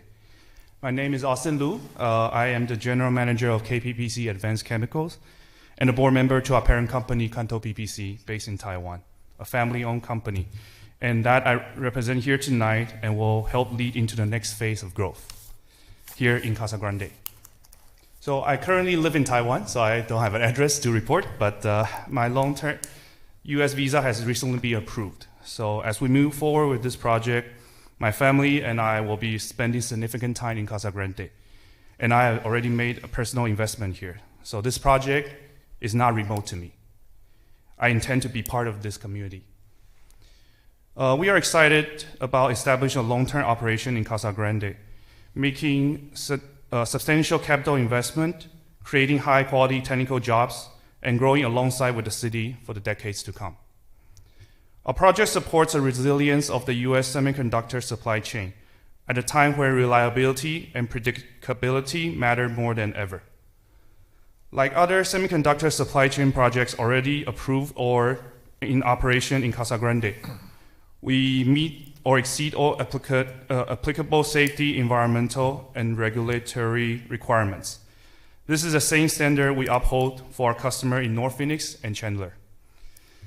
We understand that the primary concern raised on the January 8th meeting relates to the transportation of chemicals in the ISO container on public roads, which I have a little miniature model here with me.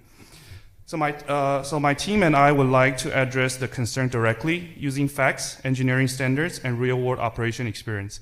So the council can evaluate this issue based on evidence and help address the public concerns.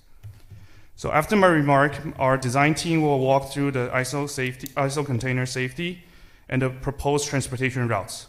We welcome any question from the mayor, city council member, as well as the public. Thank you. And Bo will have the mic now. Thank you. My name is Bo Dromiak of WMA Architects. Do you need my address? Do we need the address? Yes? Oh, yes, please. Okay. 4231 North Cypress, Pine, Arizona. Thank you. I commute. No. I work in Phoenix and I commute. So I really thank you for the opportunity and the presentation, Jacqueline. That was really thorough. We have a lot of backup if you need additional information. We have focused this down on the two subject matters of isotainer safety and the traffic route. I wanted to start with something that's been occurring as we've been talking about this project for a number of years, but obviously over the last few weeks and month or so, that we're really at this interesting pivot point in Casa Grande for an interesting growth that's occurring. It's becoming a central part of the supply chain infrastructure for the state of Arizona. There's just no escaping that. And it's supply chain that's tied directly to the semiconductor advanced manufacturing. And so it's a really amazing opportunity we're super excited about. But it is interesting because I think it causes these little pressures that came out of the planning meeting, which was like, hey, 2 years ago was different than now. And I think that was really the key thing that was maybe fully not appreciated initially. But 2 years ago, 3 years ago is a different Casa Grande. The pressures are different, the traffic's different, the growth is different. And we kind of think that is the driver for some of the concerns that came up at the planning meeting. And that's the opportunity we have today to kind of help clarify some of those concerns and to be a part of those solutions. So this is a very focused presentation. Let me see if this works. Did I do that right? There we go. So we're going to talk about isotainer safety, transport route through Casa Grande, and then summary and conclusion, and then Austin's going to do kind of some closing remarks. Oops. So really first, isotainers are like unbelievably durable things.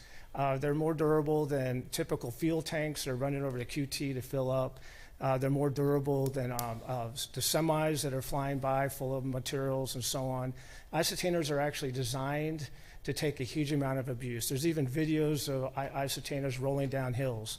That's what their purpose is. They carry very precious cargo, really high purity chemicals that obviously have inherent dangers to them, so it's treated like that. So the isotainers are stackable. They're shipped around the world. They stack on each other. They stack on, as you see there, one of the large versions. This is a small one of the Kanto isotainer on its own custom chassis.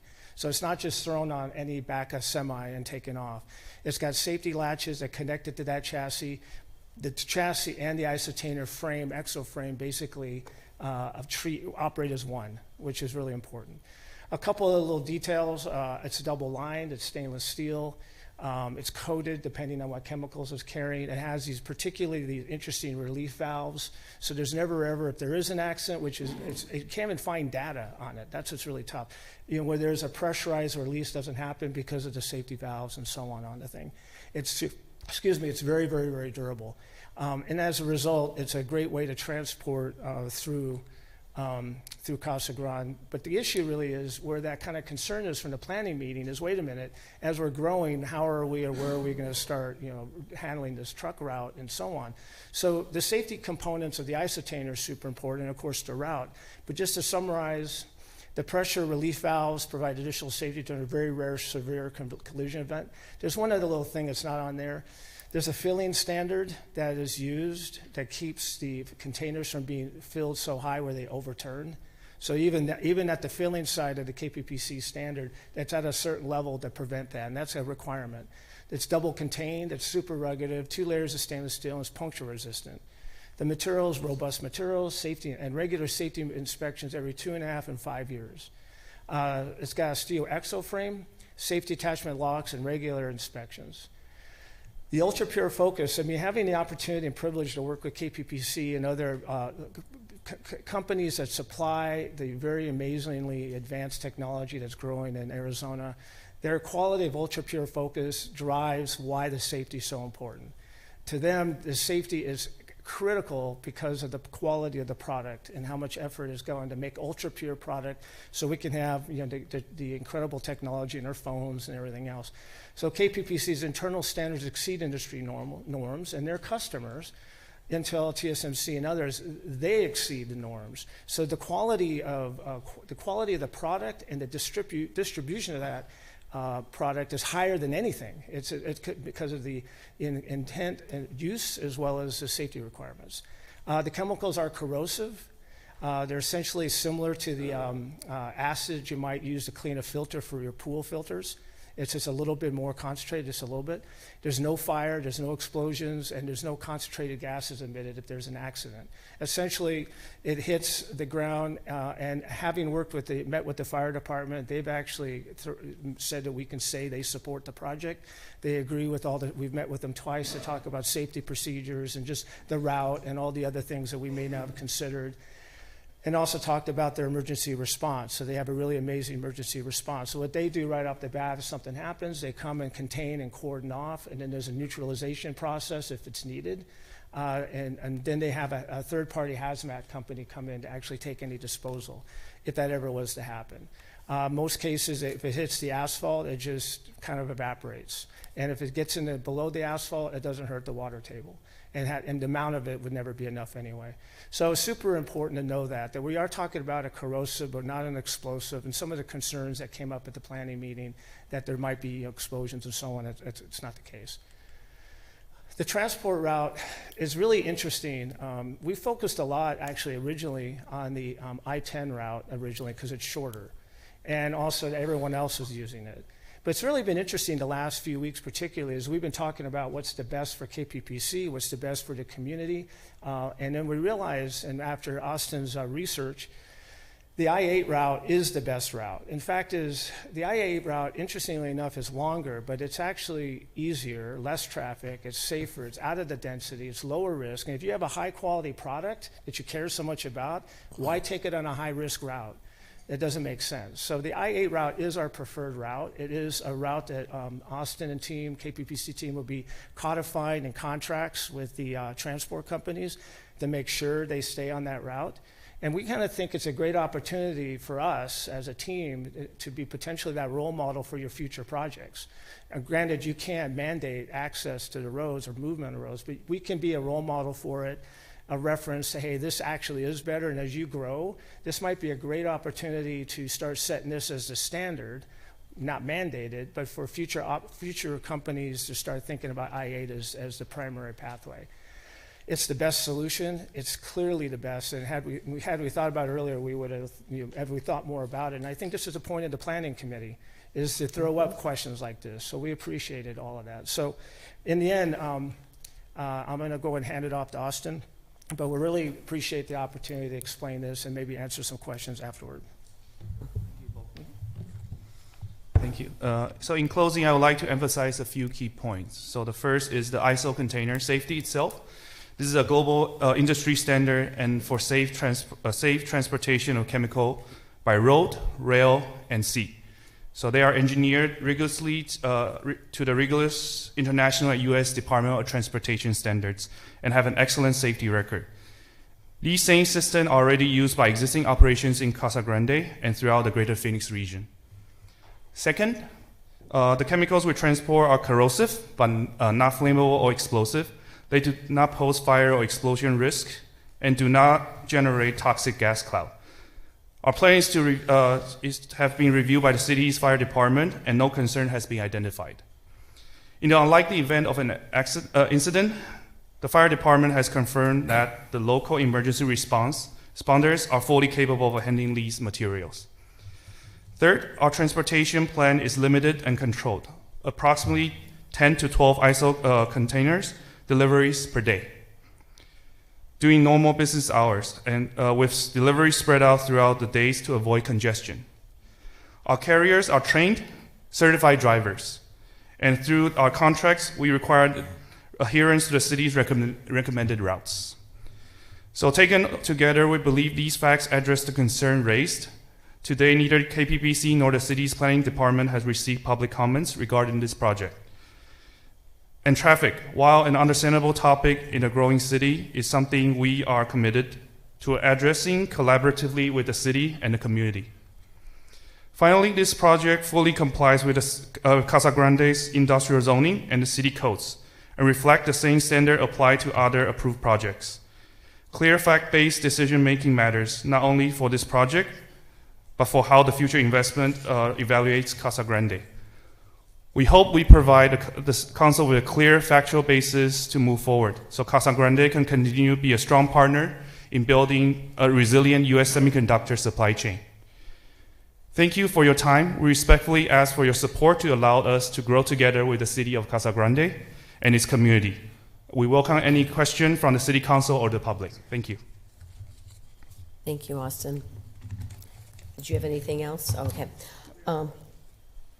Okay, so let's go ahead. Is there the council? Do you have any questions, any clarifications before we open it for public testimony? Any clarification? Sure, Bob. I have several questions. Sure. So this material is coming from somewhere to Casa Grande. Mm-hmm. Where is it coming from? So our process, basically, we take industrial grade, like commercially available chemicals, like from the commodity market. So it can be either from local or from this, maybe somewhere in the States. And then we will be purifying that at our facility. And then it will go to the semiconductor fab as a high purity product. Okay. Yeah. And is that a variety of locations that it would be sent to? It will be sent to, there's only two major sites, one in North Phoenix and then the other one in Chandler. Okay. Yeah. And so essentially TSMC and Intel. Okay. And your willingness to go south to I-8, and I think it's kind of a general question that Larry, you may have to answer, but can that be written into our conditional use? We were burned on that exact agreement with another company, promised that would be the route for their trucks. To my knowledge, they never used it, and in argument today, it's what their whole decision is based on cost per mile, and it's cheaper for them to go north to I-10. So I don't want to get burned on that. Well, I think Brett, it looks like Brett's trying to make a comment here. Are you, or are you waiting? I certainly can. would prefer, but and we all kind of know. I won't rat out that company, and I wasn't here when that happened. But certainly we all have that. You know, generally speaking, we don't recommend that you try to condition specific routes for a number of reasons. One of those is that there is a state statute that specifically preempts us, and a federal statute that preempts us from establishing essentially hazardous materials routes, which is what we would be doing. We'd be doing that only for one company when there are other companies that are transporting the exact same chemicals or very near chemicals that have already been approved in this community that use the other routes. So it's difficult, and it would also be very difficult to enforce if there was ever a reason for them to move. If we ever did another truck route, you'd have to come back and reopen the CUP. So we certainly don't recommend that. For a lot of reasons, and other cities have been burned when they've tried to put those conditions in, only to find out that then they had to go back and open the CUP and take those conditions back. Okay. So really it's listening to them being good citizens, and we all heard the promise that they're making tonight. Okay. I can just add, you know, I-8 is to our advantage. Right. The idea of time is only one factor, and I think whomever said it's miles, and sure, that's true, it is shorter. It is not growing to be an easier road. It's not. It's going to be. It's more complicated. It's higher risk. I-8 is better for a high purity product. It's actually an easier drive. So that it's to our advantage to stick to I-8, not do anything, not to follow through on that. Okay. All right. Thank you. Based on that, I just have a really quick question. I noticed on the initial staff presentation that was going to be your preferred transportation route to I-8. What would be the situation where it would not become the preferred and you just have to take Pinal and you decide, well, I'm going to go down Pinal? And I'm just thinking out an accident, something like that you couldn't access that route? Or would it be, hey, we're in a hurry, we go down Pinal? Well, I think in most cases, the transport would wait for an accident to clear. Depending on where it occurs, turning around is not so easy, and it's not actually recommended. Right. So I think not knowing, kind of a hypothetical, of course, alternate routes could be worked out also with the fire department if that was a necessary chance. If you had an accident that's down for hours, you know, I think that would be the recommendation, working with them on their recommended route. Okay. And they would be more than happy to do that with us too. Great, thank you. And as business, like of course, if we can find a route that's shorter and then better, but also adheres to the city and also the public concerns, then of course, I think Jacqueline mentioned that there's work to establish an alternative route. So we'll based on the results on that, and when it's approved, when the city is comfortable and the community is comfortable, we would like to explore that as an option, but not right now. Right. Okay. Okay. Questions? Sure, Matt. I would like to say that Thornton is a big, nice, beautiful road. That road. It really is. It's just been redone. You guys have been out there. I know you guys are investing money. And what I'm looking at here is land use mostly, and that's what a CUP is for. And you've answered a lot of the questions that people have had, and I appreciate that. I haven't, some other people have been talking to me. I've got a couple questions, not since this, but just questions that have come up. Is you have all this stuff about your transportation. What about the safety at your plant? How does that fit in? Well, because that's the land there, I mean, that's. Well, I know you're going to adhere to the 80, all those, but just tell us a little bit about what kind of practices you have there. Well, fortunately, we don't deal with solvents or any flammable, combustible chemicals. So fortunately, the two items we mentioned, hydrochloric acid as well as ammonia hydroxide, these are, like Bo mentioned, these are actually not that special chemicals. They are very commonly seen. So at our practice, everything, because of the customer's requirement of ultra pure and ultra high purity, to give you a perspective is. Usually when you buy something from the commercial grade, there are parts per million. We are dealing with parts per trillion. So like it's about a millionfold in terms of contaminant concerns. So all the processes are contained in PTFE, like special line materials, and then none of our operator would have a chance to actually touch it, just to keep it that clean. So our process is well contained, automated, and also recordable and traceable. So this is something that we adhere to in Taiwan because of the customer need, and then we are bringing here as well. We have double containment designed everywhere. So if there happens to be a spill through double contained tanks, it goes into a separate double contained area that then is then through a hazmat company it will pull out when it's required. The other thing is our team has designed this incredibly advanced facility that's all about safety and cleanliness. The clean room to test quality, the whole process is about ultra pure safety and product. So it's unbelievable how beautiful the Taiwanese plant is and how beautiful this one's going to be. You said a couple important things to me. Is one, it's not explosive or flammable. So we're not dealing with anything like that. And then, Bo, you said if it does spill, it's not enough to affect the water table. It's really a lot like the stuff I clean filters for my hot tub. It's the same stuff. Just more purified. It's less pure though than the hot tub. And then you will write into your contracts with your transporters that you're telling us that to go down Thornton to I-8 and I-8 up to Thornton. That's all I have so far. Okay. Any other questions, comments? This is probably a Larry question. How many plants do we have that produce a similar product, and have there been safety issues with those plants? Similar product, I don't know that there's anybody produce anything similar in Casa Grande. We obviously have recently had other chemical companies that have gone through the process, and I want to say that there is as many as 9 type of chemical type companies, 3 most recently, that are really focused on either logistics for chemical supply to tractor or to TSMC and or specific chemicals that will be used in their process. Any other questions? Is there any concern on air quality for our community at the plant itself? Any emissions that, or anything that leaves the building, or is everything self-contained inside that building? How's the ventilation system work? Is there? I don't understand. It's a great question. We have air permitting and water permitting required through the county. We have scrubbers that are designed to any off gas is completely scrubbed to meet all the county standards, and it's tested regularly.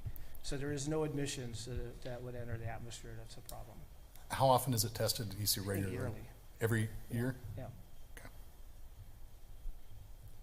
That was a good question, because that's one of the concerns that we had come before us too. Yes. So appreciate that. Okay, any other question, comments?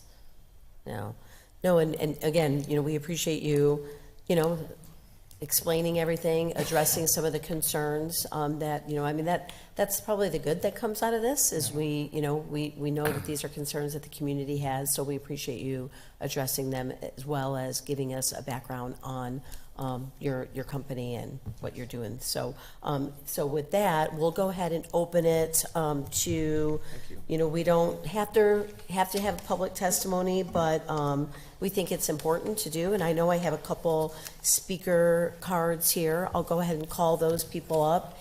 And if you can give your address. First is Vince, what is it? Branio? Oh, Bianco, I'm sorry. I couldn't tell.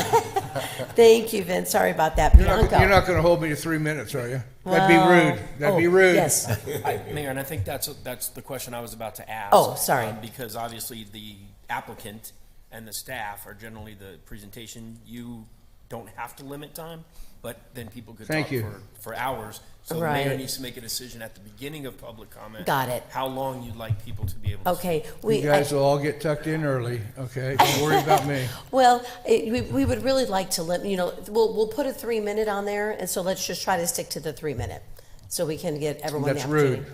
Just so you just go on record. You just don't go think on record, okay? You can't get your information. Listen, in 3 minutes? I just Okay. read the newspaper tonight. I've been born and raised here, born in the hospital right over here across the Right. street in the 50s. Okay. Okay, and one of the things that concerns me more than anything is the chemical plant on the west side. The west side of almost every city in everywhere in the state of Arizona, the west side always gets crapped on. We throw all of the industrial bullshit out that way, okay? And basically what we do is we create a cancer when you put a chemical plant in. I don't care. I don't buy their 5 trucks coming in a day, 8 trucks coming in a day, 10 going out, 12 going out. What this man's saying is, I'm going to limit the amount of money I can make by only doing 12 and 10, okay? And as far as it goes into the water system, been a farmer, lived on a ranch, still live on a ranch, okay? Don't tell me it doesn't get into the water system and it doesn't show up in a well, okay? It does, whether it's a trillion particle or whether it's not. And I think we've got about 30 seconds left. The other thing that bothers me more than anything else, to be very frank with you, is that you folks that are sitting on the dais right there have a fiduciary responsibility to, when you approve things in this city, that you look forward into the future. You don't create a cancer area that there'll be no housing, there'll be no new schools, there'll be no convenience stores, there'll be nothing around it. Pinal County just sold out 660 acres to 3 communist non-citizens of the United States to put in a solar farm, okay? That's another cancer spot, okay? There'll be no housing, there'll be no schools, there'll be no nothing. Now, an American person that owned that property out there for 3 or 4 decades sold out to the Chinese. Now, I don't know about this gentleman here. He says he's going to create jobs. Is he going to bring the jobs from Taiwan, like they're doing up in Cave Creek, the big plant there, building 3,200 homes to bring their people in? Is it going to create jobs? Are you going to see any revenue in Casa Grande? Or is it going to go out of Casa Grande like 60% of Lucid does? I mean, we got to think about it. I don't like the west side having all that stuff jammed out there. The last time I was here, I don't think any of you were sitting up there, but I promoted the commerce of Atessa, okay? They've been trying to get out there since 2010. Floodplain, this and that and the other thing, okay? I love commerce, but good commerce, not chemical plants and volatility. It says it right in your paperwork there. Volatility, explosives. Okay? So I applaud the 4-3, denying it. I hope it goes to 6-0. And I hope nobody got to you. All right? Thanks. Thank you. Okay, I have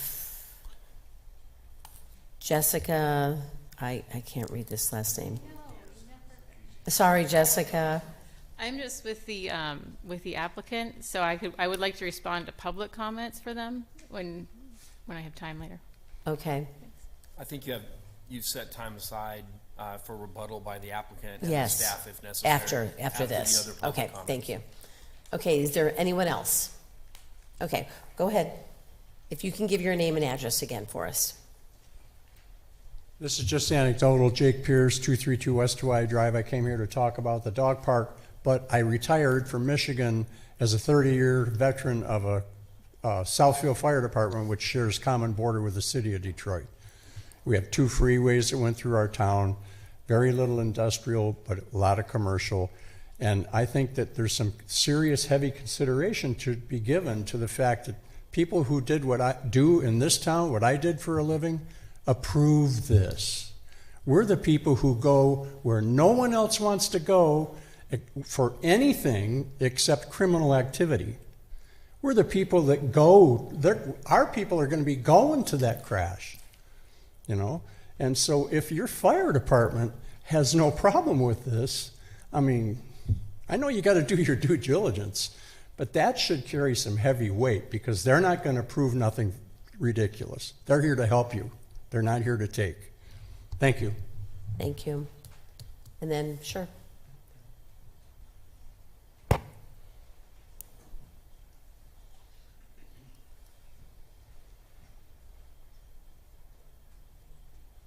You can give your name and address again. I'm David Sancic, 503 East Dragon Springs Drive here in Casa Grande. I just have one quick question. The Ultra Pure is in your container, but you're getting your stock or your commercially pure from some other place, Texas or Los Angeles. How is that being transported? By standard commercial ways? So theoretically, is it not coming in your ISO container? Is it? Oh, they're all ISO containers. Just if you can address I'm us, sorry. and then we'll have them in the rebuttal answer. Sure. You go to a chemical manufacturing plant in the California area, they're going to put it in a chemical tank truck. Right. Is that what they're going to use, or is they going to use their special container? Because the incoming may not be in the super container. Right. That's the only question I really have. Okay. We'll have her address that in the rebuttal here. After the, is there any other public testimony? Anyone else would like to speak? No? Okay. So it looks like we got everyone. So I'll allow the staff and the applicant to give an opportunity to address or respond to any of these issues. Sure. Thank you, Mayor and Council. Just to address some of the comments, the question about how it's arriving with a truck. It is a steel container, just because it's coming in, but it's not in gas. It'll be how you would usually see it. Is it's not as volatile at that point. And then the questions regarding Mr. Pierce. This was discussed severely multiple times with the fire department. They have additionally, we were thankfully informed that the Casa Grande Fire Department is hazmat certified, so they are able to do that, but they also have on contract technical people within their company to handle it if there's anything different or if fire is not able to at the time. But there is an equal discussion between the two that they are more than feasible to handle it. With regards to Mr. Bianco's comments, Casa Grande for a long time has focused on the general plan of focusing areas of where we should place industrial and employment growth. For a long time, and Casa Grande has also focused on building the employment base, creating it in higher wage jobs, creating all these things. And so this is what you're seeing, the result of it. You're seeing a lot of growth, you're seeing a lot of interest, you're seeing a lot of quality companies coming your way. And so with that, I mean, I can remember not even a couple of years ago, we were in here doing 600, 800 acres of industrial general plan changes, because this area is high along I-8, I-10, the railroad. You have so many great, amazing things with energy, high pressure gas lines. You have so much going for the city. And so that is all that work that you guys have done has created this demand. And that is why you're seeing it in this area. And that is also because you try in good planning to focus areas away from the residential, but you want to have the employment base. And so the question about where the employees are coming from as well. So the intent is to build the facility using the skilled people who have been using for over 20 years at their facility in Taiwan to come here and help build it and make sure it's up to their standards. They've been operating for over 20 years, let me see here, with over 10,000 containers per year with no issues with those items. You guys are not going to be doing that much capacity, but just to show that they are experienced in this and they plan to bring it and be the first U.S. plant here in Casa Grande is a huge, huge success. Once the plant is built, they fully intend, and one, as he's actually looking at properties in Casa Grande as well, he's fully intends to hire local residents. These will be high-paying jobs, educated workforce. You're going to have higher and higher demand, and this will associate also with more companies coming in and looking at your workforce and expanding and getting that base that you're so much looking for, because you are the hot spot between Tucson and Phoenix. And so by being in this really important area, this is why you're seeing that. And it is grouped in there based on your general plan, which the citizens have voted on, which you guys have voted on. And so that would be, I would guess, to address that concern. And if there's any other questions, we can all address your questions. Okay. And I mean, I guess, should we see if there's anything from staff? Do you want to follow up on anything, or? I don't have anything else to add, but if there's any other questions. Okay. So any questions from anyone here? Any follow-up? Comment? Sure. I just have a quick comment. Lived in Casa Grande for a long time, farmer. I know chemicals have been shipped through our facility for 100 years in the form of fertilizer. And thinking about volatile chemicals coming through our community, every time we go to a gas station, I mean, the fuel doesn't just come up from the ground right there. They are trucked in. I've been blocked in a few times by the truck filling up their station. That's volatile chemicals. It's already transported through our community. And that's just kind of a comment on that. Mm-hmm. Kim?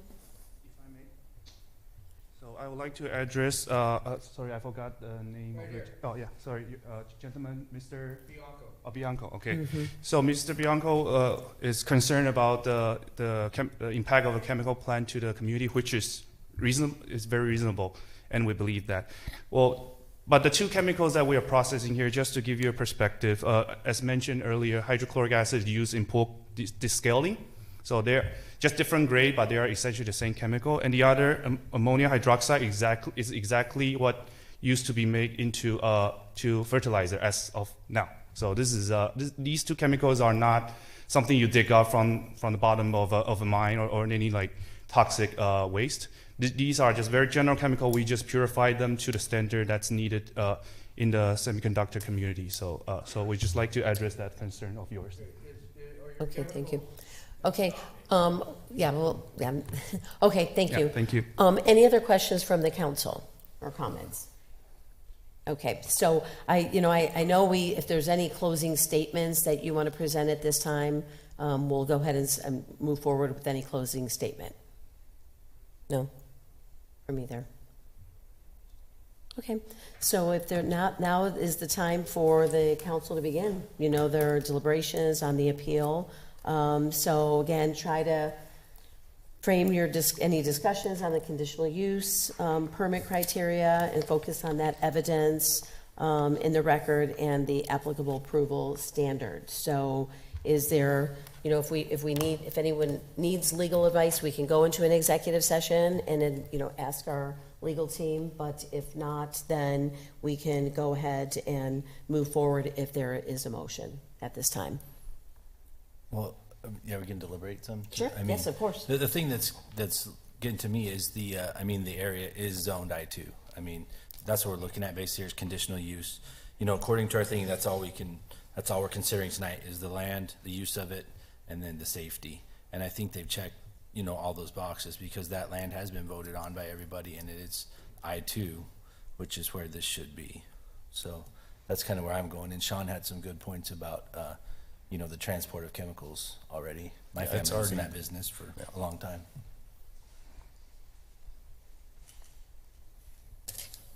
Sure, Bob. So I think the applicant and the city has done a good job of addressing the concerns. They've been viewed by the county, by the city, by the fire department. This is industry, and I think there's hardly an industry out there that doesn't have some level of risk to it. But I think our city and fire department especially have mitigated those risks and made this acceptable. It's not quite the ticking time bomb that I thought it might be. I'm very comfortable with it and ready to vote on it. Any other comments? Sure. The one thing that, you know, during planning and zoning that's been brought up everywhere is the traffic on Pinal. And, you know, if you are stating that you will use the I-8 route up Thornton Road, I wasn't necessarily burned by the original one, so I wasn't here. I didn't vote on that one. So, but I mean, if you are committed to that, I think that addresses the majority of the problems that were brought up during planning and zoning. And that was the issue. If this is now a fix to that issue, then I can understand that. No, and yes, I agree. And I think, you know, the good thing is that there has been some clarification. And I don't know, you know, during that meeting, you know, all of this information wasn't presented, but at least it brought light to some of the concerns that the citizens had. So we were able to learn more about your company and the products you'll be producing. And of course, the traffic issue is something that is not only the chemical, you know, traffic. You know, we're trying to address overall truck traffic in the industrial area. And we're, you know, from this, you know, we brought some of our industrial businesses that say, what can we do to help? And, you know, we're trying to organize a group of those companies to come together and address these concerns that we know are there. And so until we have a long-term solution for a route, you know, we are trying to address this. So the good thing is this brought this to all of our attention and, you know, brought clarification to the community. So we appreciate all of the, you know, staff and the applicant as well as the community for your input. It's very valuable as we move forward. So sure, Sean, you have another question? Yeah, just one quick comment. Also, this is considered a supply chain for our semiconductors, bringing that supply chain home into the United States. So it is a matter of, I mean, national and economic security that we have this production here in the United States. And I think it's great that it's coming to Casa Grande, especially with all the concerns being met in my view. Okay, thanks, Sean. Okay. No other questions or comments? So, if you want to move forward, if we can get a motion. And I think, Mayor, just to clarify a little, this is a little different because we prepared 2 resolutions. Normally you only have one to consider. So we have 2 options up to the chair. You can either have the clerk read both of the resolutions, or you can have her read the first resolution. Ultimately, the motion, if you seek to approve the conditional use permit, you would adopt resolution number 5884. And if you seek to deny the conditional use permit, you would adopt Resolution 5885. Okay. So I don't know if you want her to read both or wait until we have a motion and then she can read the title prior to voting. Okay, let's maybe do that, if whatever the motion is, and then we'll read that resolution. Okay, whatever the motion is. So Mayor Fitzgibbons, I move to approve resolution number 5884 as presented. Second. Okay. Now the resolution number, please. Resolution number 5884, a resolution of the City Council for the City of Casa Grande granting a conditional use permit for a chemical manufacturing facility involving the storage, utilization, or manufacture of volatile or explosive materials or products generally located approximately 800 feet north of where Commerce Drive terminates and the Ash Avenue alignment, APN 503-48-0170. Okay, there's been a motion and a second. Is there any further discussion?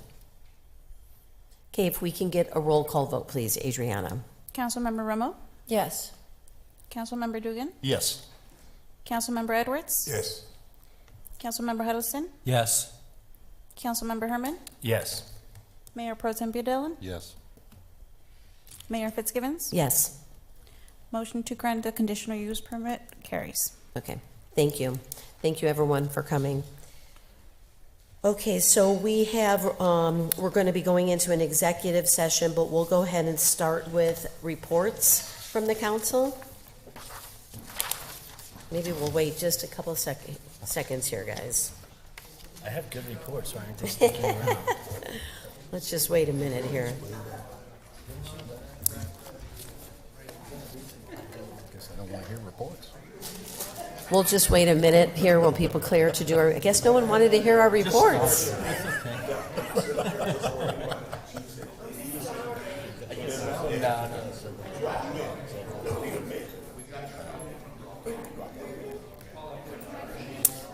Okay. You guys should sit on our side. Snacks. Okay, we're going to go ahead, if you guys don't mind. If you guys want to, yeah, we're going to just finish the meeting here. Well, no, we have our reports, but yeah. No problem. We'll have reports, and so Matt was so excited about his reports. We'll start with you. Go for it. I know. I wasn't ready. Everyone left, but The day of the Youth Commission shredding day for spring has been set, if you didn't catch it when they were here. April 25th at the First American Credit Union, they worked with us to work around the ever important prom schedule because both proms are on the same day this year, so that worked out convenient for us. So please come out and support them there. And that's all I have. Okay. Surprisingly. Okay, Anthony. No reports. You had a report the other day, your event. Oh, my, Yes.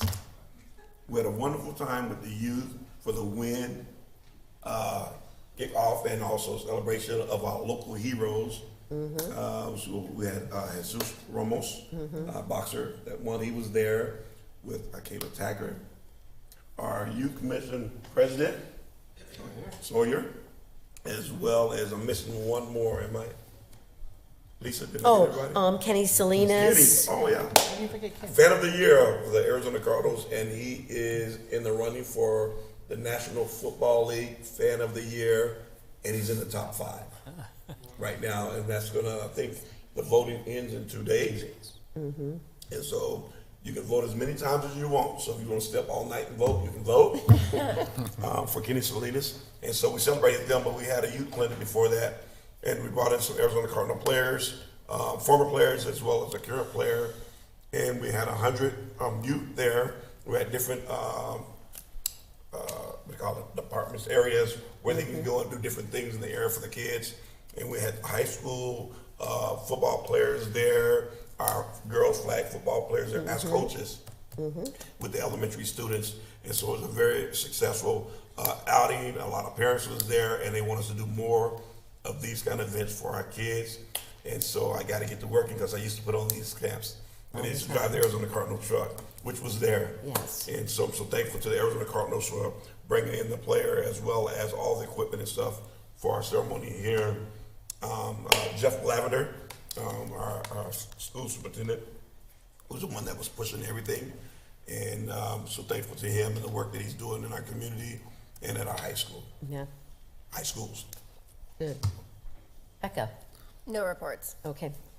Brent? No reports. Bob? No report. Okay. Sean? I just got a quick one here. All right. The City Hall North Plaza Arches Mural Project, Yes. the ribbon cutting is tomorrow, Tuesday, February 3rd at 2 p.m. Come by, check it out, the beautiful artwork that they've done out there.